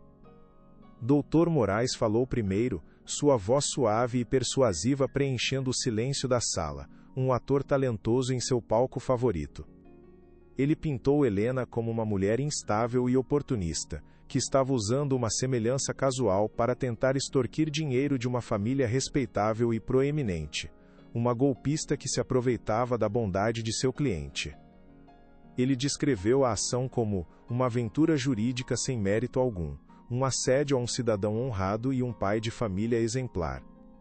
Meritíssimo, o que temos aqui é um caso clássico e lamentável, de golpe da barriga, uma tentativa desesperada e imoral de se aproveitar da generosidade e do status público do meu cliente, disse ele, com uma convicção teatral que fez o estômago de Helena revirar. Ela sentiu o rosto queimar de humilhação e raiva. Ela queria gritar que era tudo mentira, que ele era um monstro, mas se forçou a permanecer em silêncio, as unhas cravadas na palma da mão, como Sofia a havia instruído. Ela se concentrou em sua respiração, tentando se acalmar, tentando não dar a eles a satisfação de vê-la desmoronar. Eles são bons no que fazem, pensou, com um terror crescente. Eles sabem como torcer a realidade até que ela se quebre. Mas a sua realidade, ela sabia, era mais forte do que qualquer mentira que eles pudessem inventar. Então, foi a vez da Dra. Mendes. Ela se levantou, calma e confiante, sua postura ereta contrastando com a arrogância teatral da outra equipe. Meritíssimo, o que a defesa descreve com tanto desdém como uma aventura jurídica é, na verdade, a busca de uma mãe pelo direito mais fundamental de seu filho, o direito à identidade. Não estamos aqui para pedir dinheiro. Não estamos aqui para destruir uma família. Estamos aqui para pedir reconhecimento e verdade, algo que foi negado a esta criança por 5 anos. Ela fez uma pausa dramática, deixando as palavras ecoarem na sala silenciosa, antes de apresentar as cópias das cartas que Helena escreveu para sua tia, sua primeira peça de artilharia. Estas cartas, meritíssimo, escritas há mais de 5 anos, antes de qualquer processo ser sequer imaginado, contam a história em detalhes dolorosos. Elas narram o relacionamento, a descoberta da gravidez e as tentativas desesperadas da minha cliente de contatar o Sr. de la Torre, que a ignorou completamente e a descartou como se fosse lixo. Ela entregou as cópias ao escrivão para que fossem anexadas ao processo, sob o olhar furioso de Alejandro, que parecia pego de surpresa. Elas provam, meritíssimo, que esta não é uma história inventada agora para obter vantagens financeiras. É uma verdade que foi silenciada por muito tempo e que agora clama para ser ouvida neste tribunal. O juiz pegou as cópias e começou a lê-las, sua expressão impassível, mas seus olhos atentos a cada palavra, a cada frase. Por um instante, Helena viu um lampejo de dúvida, talvez até de medo, no rosto de Alejandro. Ele não esperava por aquilo. Ele não sabia que ela tinha provas de sua história. O advogado de Alejandro levantou-se abruptamente, a calma desaparecendo, tentando desqualificar as cartas antes que elas causassem mais danos à sua narrativa cuidadosamente construída. Meritíssimo, com todo respeito, isso não prova absolutamente nada. São apenas papéis escritos pela própria requerente. Ela poderia ter escrito tudo isso na semana passada e usado um papel envelhecido para dar um ar de autenticidade. É um truque, uma encenação. A acusação era absurda, mas o juiz parecia considerar a possibilidade, o que fez o pânico começar a borbulhar no peito de Helena novamente. E se ele acreditasse neles? E se as cartas, sua única prova concreta, sua única voz do passado, fossem descartadas como uma farsa? Doutora Mendes estava preparada para isso. Ela sorriu levemente, um sorriso de quem antecipou cada movimento do adversário. Meritíssimo, como meu colega bem sabe, as cartas foram enviadas pelo correio. Os envelopes originais, que podemos e iremos apresentar para a perícia se necessário, contêm carimbos postais com as datas exatas. Datas que correspondem perfeitamente à linha do tempo da gravidez da minha cliente. A menos que a defesa queira acusar os Correios de fazer parte de uma conspiração de 5 anos para prejudicar o Sr. de la Torre. O sarcasmo na voz da advogada era sutil, mas remamente eficaz, expondo o ridículo da acusação. O juiz olhou para Dr. Moraes por cima dos óculos, uma sobrancelha arqueada em um sinal claro de impaciência com argumentos frívolos. O advogado de Alejandro ficou em silêncio, pego de surpresa, sem uma resposta à altura. Foi a primeira pequena vitória de Helena no campo de batalha. A primeira rachadura na muralha impenetrável do Império de la Torre. A sala ficou em silêncio por um longo momento, a tensão palpável no ar, o equilíbrio de poder começando a mudar sutilmente. Além das cartas, temos outra evidência, meritíssimo. Uma evidência visual, que não pode ser forjada ou questionada tão facilmente, continuou Dra. Mendes, mudando o foco e aproveitando o momento de fraqueza da defesa, sem lhes dar tempo para se recuperar do golpe. Ela pegou uma pasta e tirou uma série de fotografias, colocando-as lado a lado na mesa do juiz, em um arranjo cuidadoso e impactante. De um lado, fotos de Mateu, sorrindo, brincando, fazendo caretas, a inocência e a alegria brilhando em seus olhos. Do outro lado, fotos de Alejandro quando era criança, tiradas de revistas antigas e arquivos de família que a advogada havia conseguido desenterrar com sua equipe de investigadores. A semelhança era inegável, era chocante.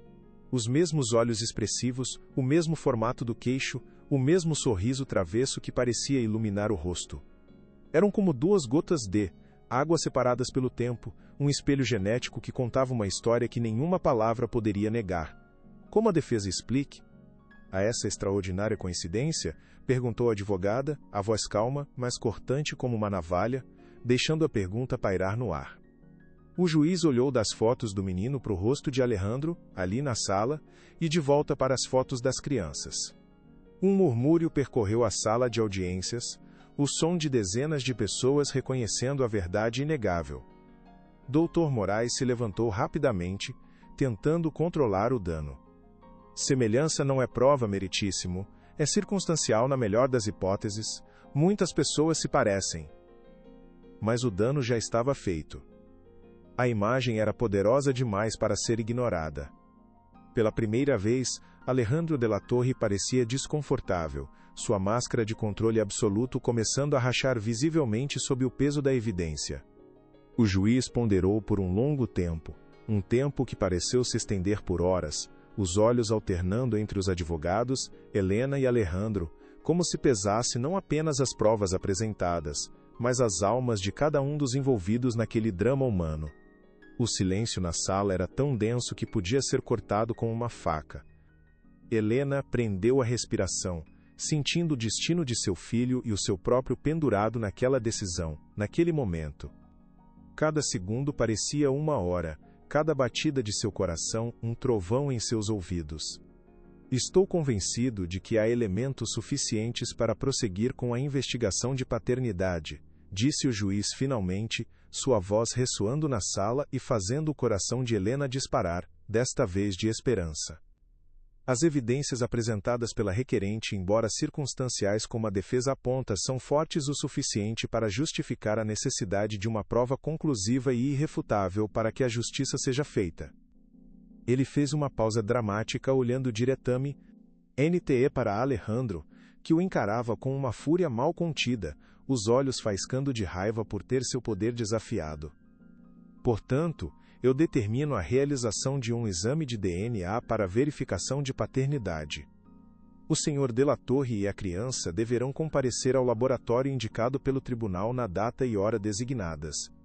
A recusa em comparecer, alerto, será interpretada como uma admissão de paternidade, com todas as consequências legais decorrentes. Foi como se uma bomba tivesse explodido em silêncio na sala. Helena sentiu uma onda de alívio tão forte que suas pernas fraquejaram e ela teve que se segurar na cadeira para não cair. Ela olhou para Sofia, que lhe deu um sorriso discreto e um aceno de cabeça. Elas conseguiram. A verdade estava um passo mais perto, a ciência iria falar. Alejandro de la Torre ficou pálido. A fúria em seus olhos era visível até mesmo do outro lado da sala, uma tempestade de raiva e humilhação. Ele se inclinou e sussurrou algo ferozmente no ouvido de Dr. Mora, que apenas balançou a cabeça negativamente, um gesto sutil que indicava que não havia mais nada a ser feito naquele momento. Seus advogados pareciam tão chocados quanto ele. Eles estavam tão acostumados a vencer, a controlar a narrativa, a ditar as regras do jogo, que a derrota, mesmo que pequena e processual, os pegou completamente de surpresa. Eles haviam subestimado Helena, tinham subestimado sua advogada, tinham subestimado, acima de tudo, a força da verdade, que teimosamente se recusava a ser enterrada.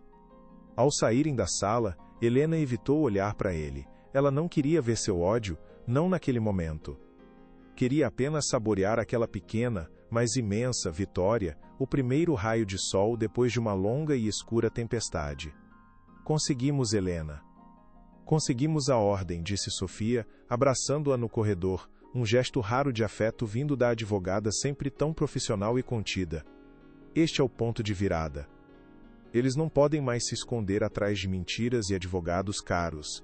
Agora a ciência vai falar, e a ciência não mente.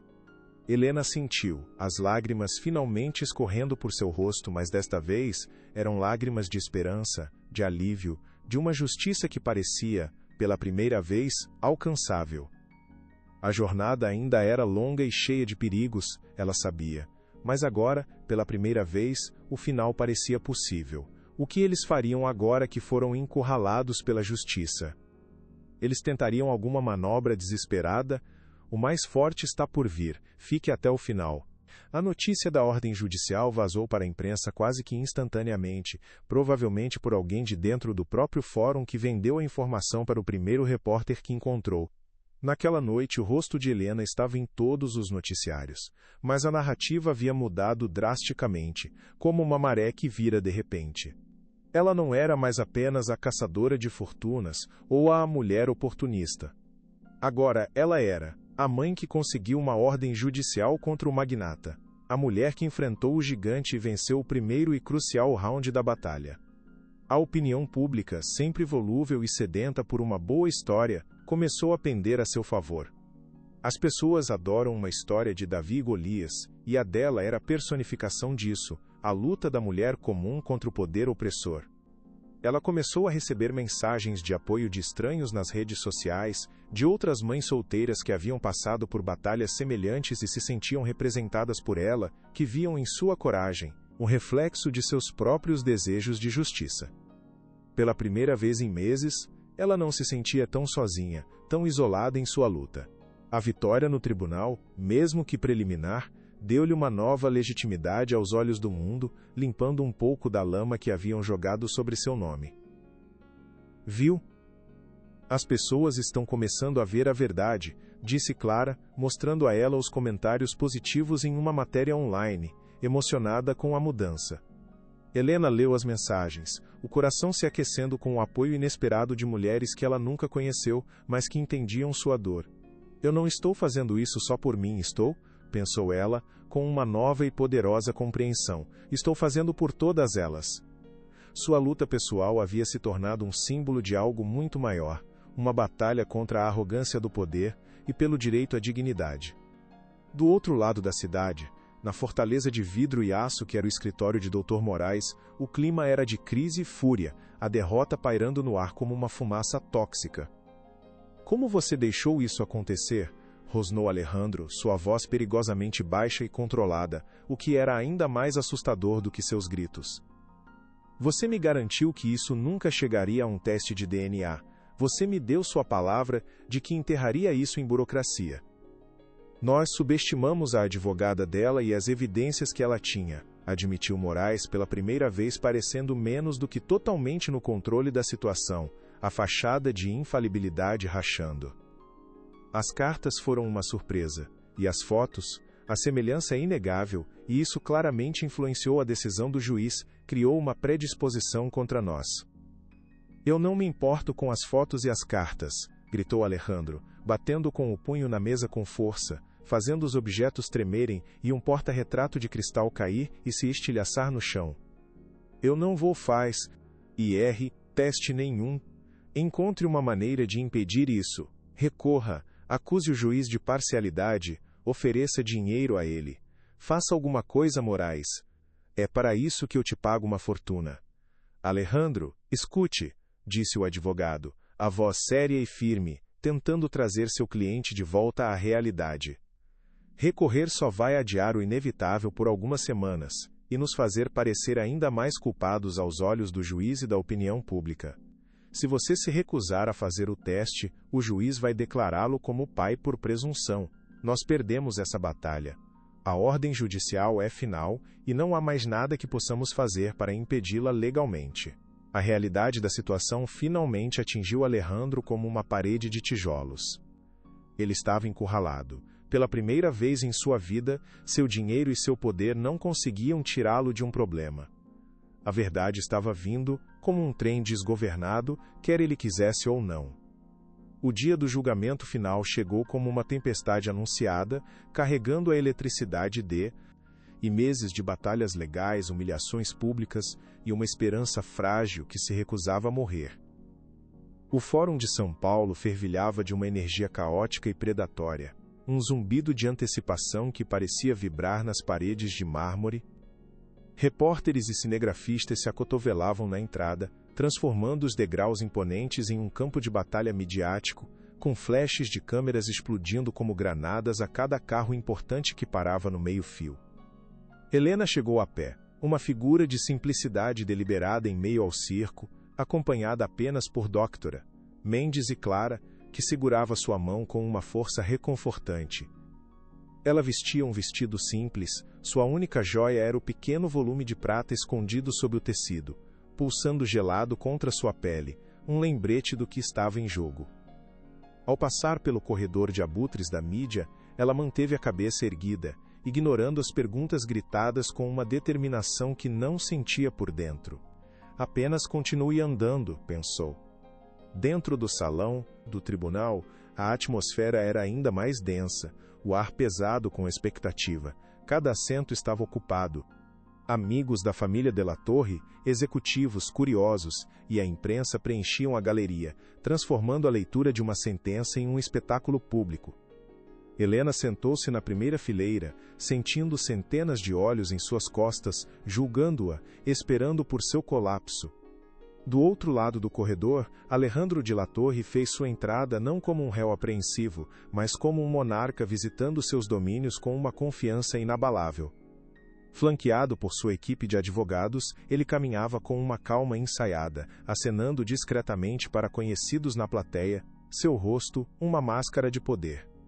Ele vestia um terno cinza escuro que exalava uma autoridade silenciosa. Seus olhos, frios como lascas de gelo, encontraram os de Helena por um instante, e neles não havia nada além de desprezo, a promessa silenciosa de sua aniquilação. Ele se sentou, cruzou as pernas e olhou para o assento vazio do juiz como se estivesse esperando o início de uma peça cujo final ele já conhecia. Para ele, aquilo era apenas um último ato incômodo antes de esmagar o inseto que ousara perturbá-lo. Ele ainda acha que vai vencer, pensou Helena, sentindo uma onda de raiva fria substituir o nervosismo. Ele não entende que isso nunca foi sobre vencer ou perder. É sobre a verdade, doutora. Mendes colocou uma mão em seu ombro, um gesto firme de apoio. Respire fundo, Helena. A verdade está do nosso lado.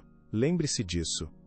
Helena assentiu, fechando os olhos por um segundo e se concentrando no peso familiar em seu peito, em seu amuleto.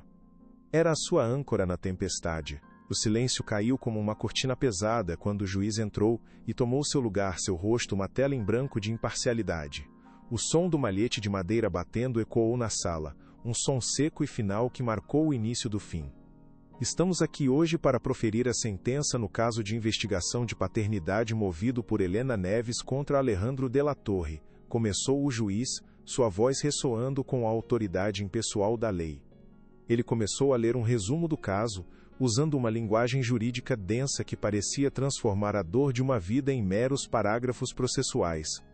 Falou sobre os argumentos da defesa, sobre as alegações de oportunismo, sobre a falta de provas diretas iniciais. Cada palavra era uma agulha no coração de Helena, uma tortura lenta que a fazia reviver cada acusação. Parecia que ele estava construindo um caso contra ela, validando a narrativa cruel que a equipe de Alejandro havia fabricado. Ela olhou para os rostos na plateia, tentando decifrar suas expressões, mas impassíveis. O advogado de Alejandro permitiu-se um sorriso quase imperceptível. A estratégia deles parecia estar funcionando. Não pode acabar assim, pensou Helena, o pânico começando a subir por sua garganta, ameaçando afogá-la. O juiz continuou, sua voz monótona, descrevendo a complexidade do caso e a intensa atenção da mídia que, segundo ele, muitas vezes obscurece os fatos. Ele mencionou o poder da família de la Torre, reconhecendo-os como pilares da comunidade, uma frase que soou aos ouvidos de Helena como um prego sendo martelado no caixão de suas esperanças. A cada frase, ela sentia o chão sumir sob seus pés, a sala começando a girar. Era uma preparação para o golpe final, uma justificativa para a decisão que estava por vir, uma forma de dizer que os poderosos eram intocáveis. Ela se lembrava das palavras de Clara, eles podem destruir você, Helena. Talvez sua amiga estivesse certa. Talvez fosse loucura acreditar que uma mulher comum como ela poderia desafiar um império e sair vitoriosa. A esperança que a sustentara começou a se esvair, deixando um vazio frio em seu peito, uma sensação de derrota iminente. Ela arriscou um olhar para Alejandro. Ele estava relaxado, quase entediado, como se já soubesse o resultado. A arrogância dele era sufocante. Era a arrogância de um homem que nunca enfrentou uma consequência real por seus atos. Algo estava prestes a romper. A defesa argumentou de forma veemente que a requerente, a senhora Neves, agiu com má fé, buscando ganho financeiro através de uma alegação sem fundamento, continuou o juiz, olhando para a equipe de advogados de Alejandro. Apresentaram uma narrativa de uma mulher que premeditou seus atos, uma caçadora de fortunas, como foi pejorativamente rotulada pela imprensa. Ao ouvir essas palavras, ditas pela mais alta autoridade na sala, Helena sentiu uma onda de humilhação tão intensa que o ar lhe faltou. Era sua queda. A falsa resolução estava se solidificando. O juiz estava validando a narrativa que a destruiu publicamente. As lágrimas que ela segurou com tanta força ameaçaram transbordar. Ela mordeu o lábio inferior, o gosto metálico de sangue a trazendo de volta à realidade por um segundo. Acabou, eu perdi, pensou, o desespe. Era-o-a envolvendo como um sudário frio. Ela não ousava olhar para a doutora Mendes, com medo de ver a decepção no rosto da mulher que tanto acreditou nela. Ela havia falhado. Havia falhado com seu filho, que merecia uma verdade limpa. Havia falhado com todas as outras mulheres que viam nela um símbolo de esperança. Então, o juiz fez uma pausa. Foi uma pausa longa, deliberada, que esticou o tempo até o ponto de ruptura. Ele tirou os óculos, limpou-os lentamente e os colocou de volta. Ele olhou diretamente para Alejandro, e pela primeira vez, sua expressão deixou de ser neutra e se tornou severa, quase acusadora. A mudança sutil no ambiente foi elétrica. Contudo, disse ele, e a única palavra pairou no ar, carregada de um peso imenso, mudando o rumo da história. Uma narrativa, por mais bem construída que seja, não altera os fatos. E neste tribunal, nós nos guiamos por fatos, não por narrativas. O sorriso de Dr. Moraes desapareceu. Alejandro se endireitou na cadeira, sua calma começando a rachar. Fatos como as cartas enviadas pela senhora Neves à sua tia, com datas postais que comprovam que esta história não foi inventada recentemente, continuou o juiz, a voz agora firme. Fatos como a semelhança física inegável, e acima de tudo, fatos que não podem ser contestados, fatos científicos. Ele pegou um envelope selado. O relatório do teste de DNA. O coração de Helena deu um salto, uma faísca de esperança reacendendo das cinzas. Era a virada. O exame de DNA, conduzido por um laboratório independente e sob estrita supervisão judicial, foi conclusivo, declarou o juiz, rasgando o selo do envelope com um gesto lento. O som do papel rasgando foi o único ruído no silêncio sepulcral. Ele desdobrou o papel, seus olhos percorrendo as linhas. O relatório estabelece a probabilidade de paternidade do senhor Alejandro de la Torre em relação ao menor Mateu Neves em 99,999%. Um suspiro coletivo percorreu a galeria. A ciência havia falado, sua voz clara e irrefutável, cortando a névoa de mentiras. Helena soltou o ar que nem sabia que estava prendendo, em um soluço audível de alívio. As lágrimas finalmente vieram, mas eram de validação, de justiça. Ela olhou para Alejandro. Ele estava pálido como um fantasma, os olhos arregalados em choque, a mandíbula travada. Pela primeira vez, ela o viu como ele realmente era. Não um deus, mas um homem pequeno e assustado, encurralado por suas próprias mentiras. A verdade finalmente encontrava a luz. Mas o juiz ainda não havia terminado. Ele colocou o relatório de lado e olhou para Helena com respeito. No entanto, a convicção deste tribunal não se baseou apenas na frieza dos números. Ela se solidificou ao entender o cerne humano desta questão, simbolizado por um objeto simples. Ele fez um sinal para o escrivão, que lhe entregou um saco plástico de evidências. O juiz o abriu e tirou de dentro o pequeno objeto de prata, segurando-o para que todos pudessem vereador, este asterisco medalhão, disse ele, e a palavra ecoou na sala. Ponto com a foto de uma criança de um lado e uma data gravada no outro, nos conta uma história mais poderosa do que qualquer argumento legal.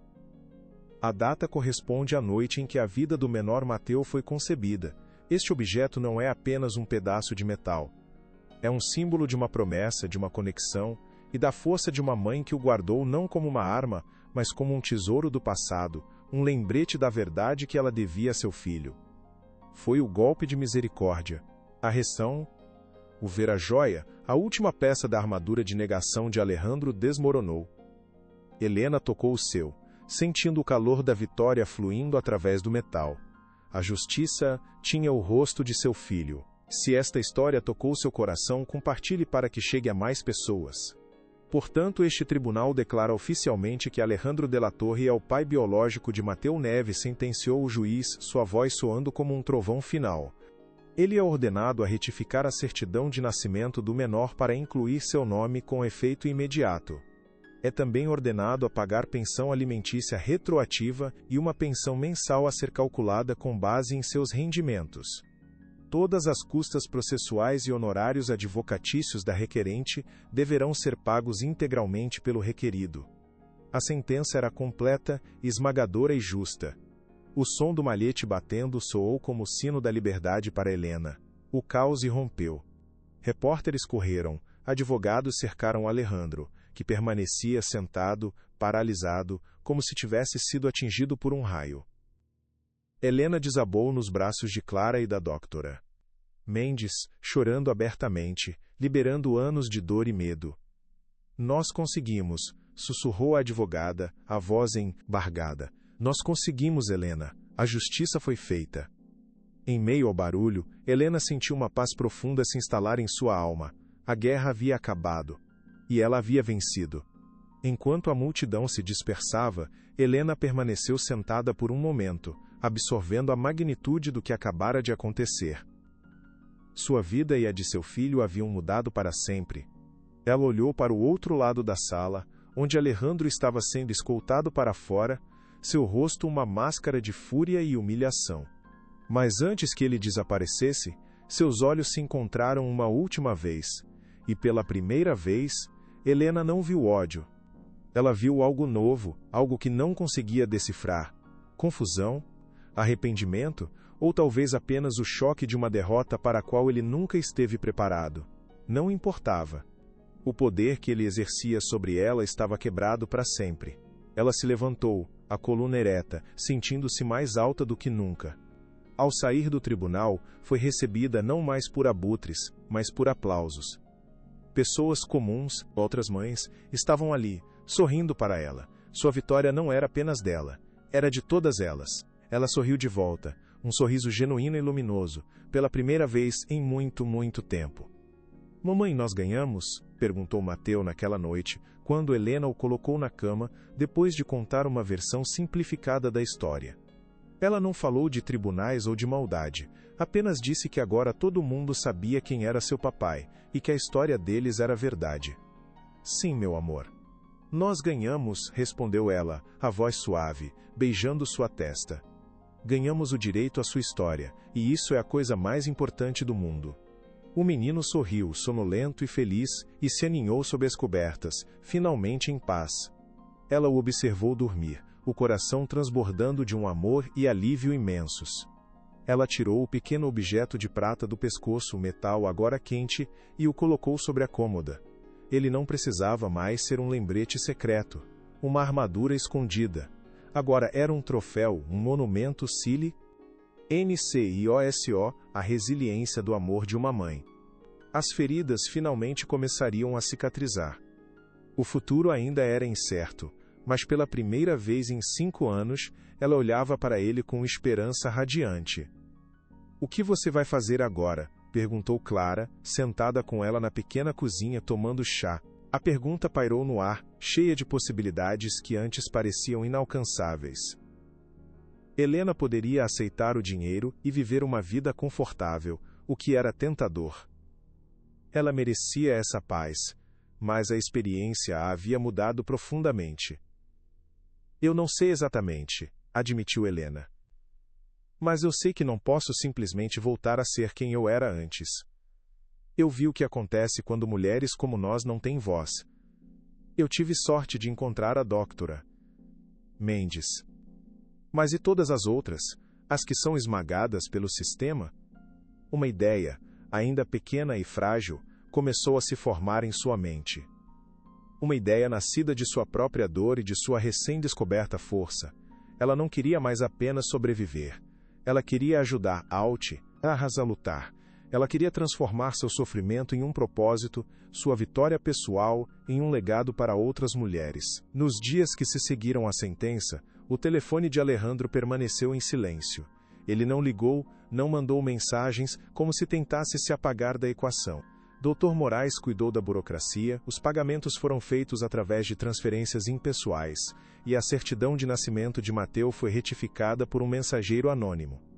Era como se, mesmo forçado a reconhecer a existência do filho, ele ainda tentasse manter a maior distância emocional possível, tratando-o como uma transação comercial. Helena não se surpreendeu, ela não esperava que ele se transformasse em um pai amoroso da noite para o dia. Mas se perguntava o que se passava na mente dele. Ele estaria apenas com raiva? Ou a derrota teria abalado algo mais profundo?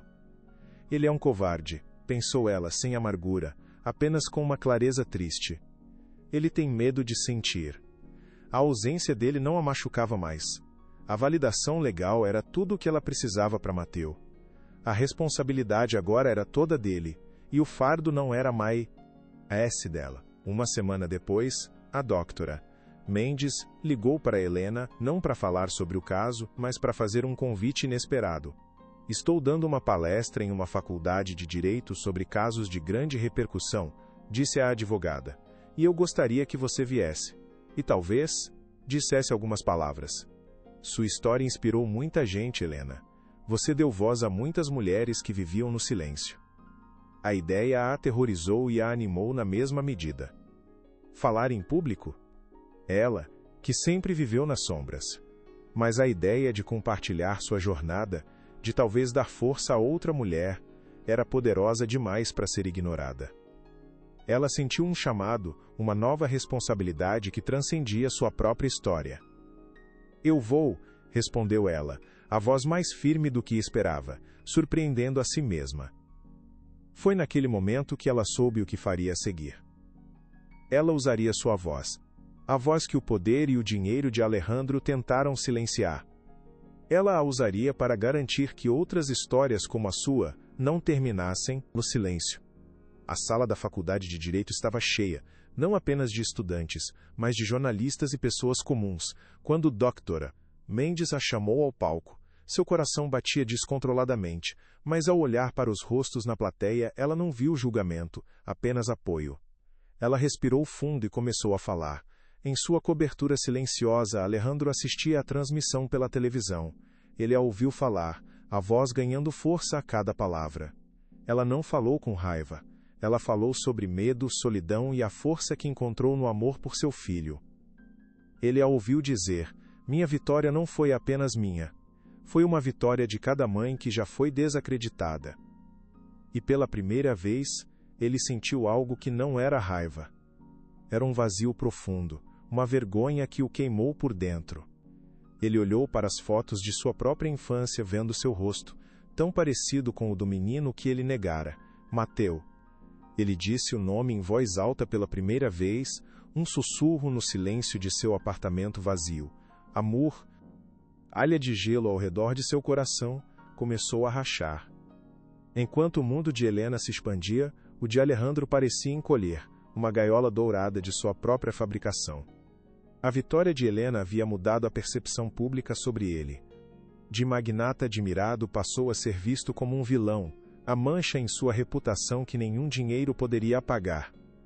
Seus sócios o tratavam com frieza, seus amigos o evitavam. O poder que ele sempre teve para controlar a narrativa havia se esvaído. Ele havia perdido a guerra contra a verdade. E a derrota o deixou isolado. Ele se pegava olhando para o telefone com o número dela na tela. Não sabia o que dizer. Uma tarde, o interfone do apartamento de Helena tocou. Senhora Helena, tem um senhor aqui embaixo, Alejandro de la Torre. O coração dela parou, mas Xi não tinha mais medo dele. Pode deixá-lo subir, respondeu. Ela o esperou na porta. Ele parecia diferente, cansado, menor. Helena, disse ele a voz rouca, eu posso ver o menino? Ele está dormindo, respondeu Helena, sua voz neutra, estudando o homem por trás do monstro. Ela viu a vulnerabilidade em seus olhos. Por que agora, Alejandro? Depois de tudo? Ela perguntou. Ele desviou o olhar. Eu não sei, admitiu, com uma honestidade crua que a surpreendeu. Eu acho que perdi. E não estou falando do tribunal. Perdi algo muito antes disso. E não sei se posso recuperar, mas preciso tentar. Naquele momento, Helena entendeu que sua vitória fora sobre forçar um homem a confrontar sua própria humanidade. A porta para um novo capítulo se abria. Você não pode simplesmente entrar na vida dele como se nada tivesse acontecido, disse ela, firme. Ele é uma criança, não um projeto de redenção. Terá que ganhar a confiança dele. E a minha? Ele assentiu, aceitando as condições.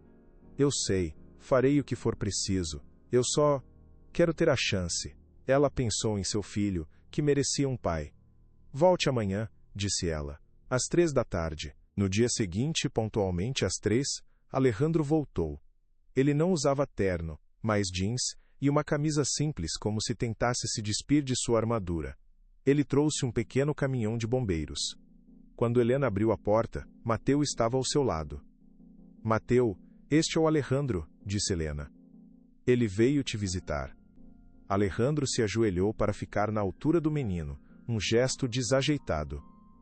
Oi, campeão, disse ele, a voz trêmula, a palavra pai presa na garganta. Ele estendeu o brinquedo.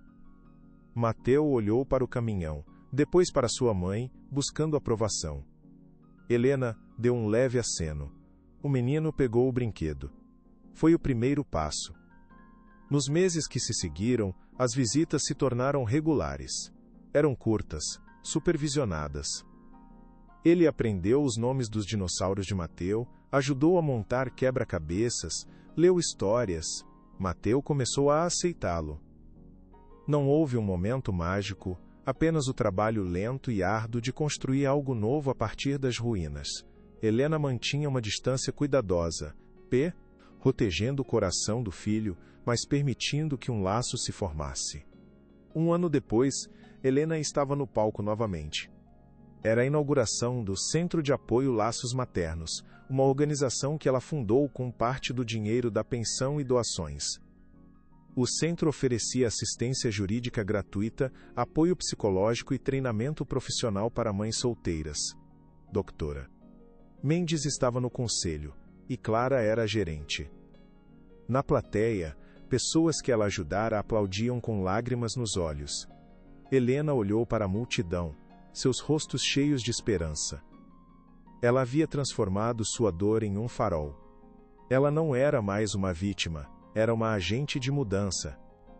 Sua história não terminava com uma sentença judicial, mas começava com ela, florescendo em centenas de outras histórias de força.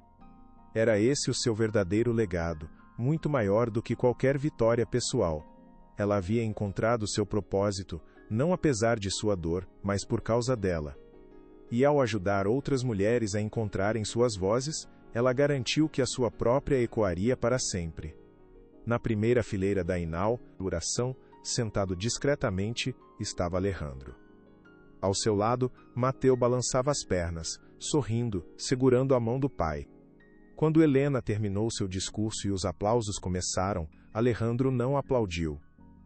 Ele apenas a observou, os olhos cheios de um respeito e admiração que eram inteiramente novos. Ele havia começado a entender que a força dela vinha de um poço de amor tão profundo que ele mal conseguia compreender. Inspirado por ela, ele também havia começado a mudar. Havia criado uma fundação dentro de sua empresa, dedicada a financiar creches e programas educacionais em comunidades carentes. Não era para limpar sua imagem, mas porque, ao conhecer seu filho e ver o mundo através dos olhos de Helena, ele começou a ver as rachaduras na sociedade que antes ignorava. Ele estava aprendendo que o verdadeiro poder não estava em construir arranha-céus, mas em ajudar a construir futuros. Sua redenção não seria um evento, mas um processo contínuo. A sentença do juiz caiu sobre a sala do Tribe. Um nau como o golpe final de um malhete, um som seco e definitivo que estilhaçou o silêncio tenso. O caos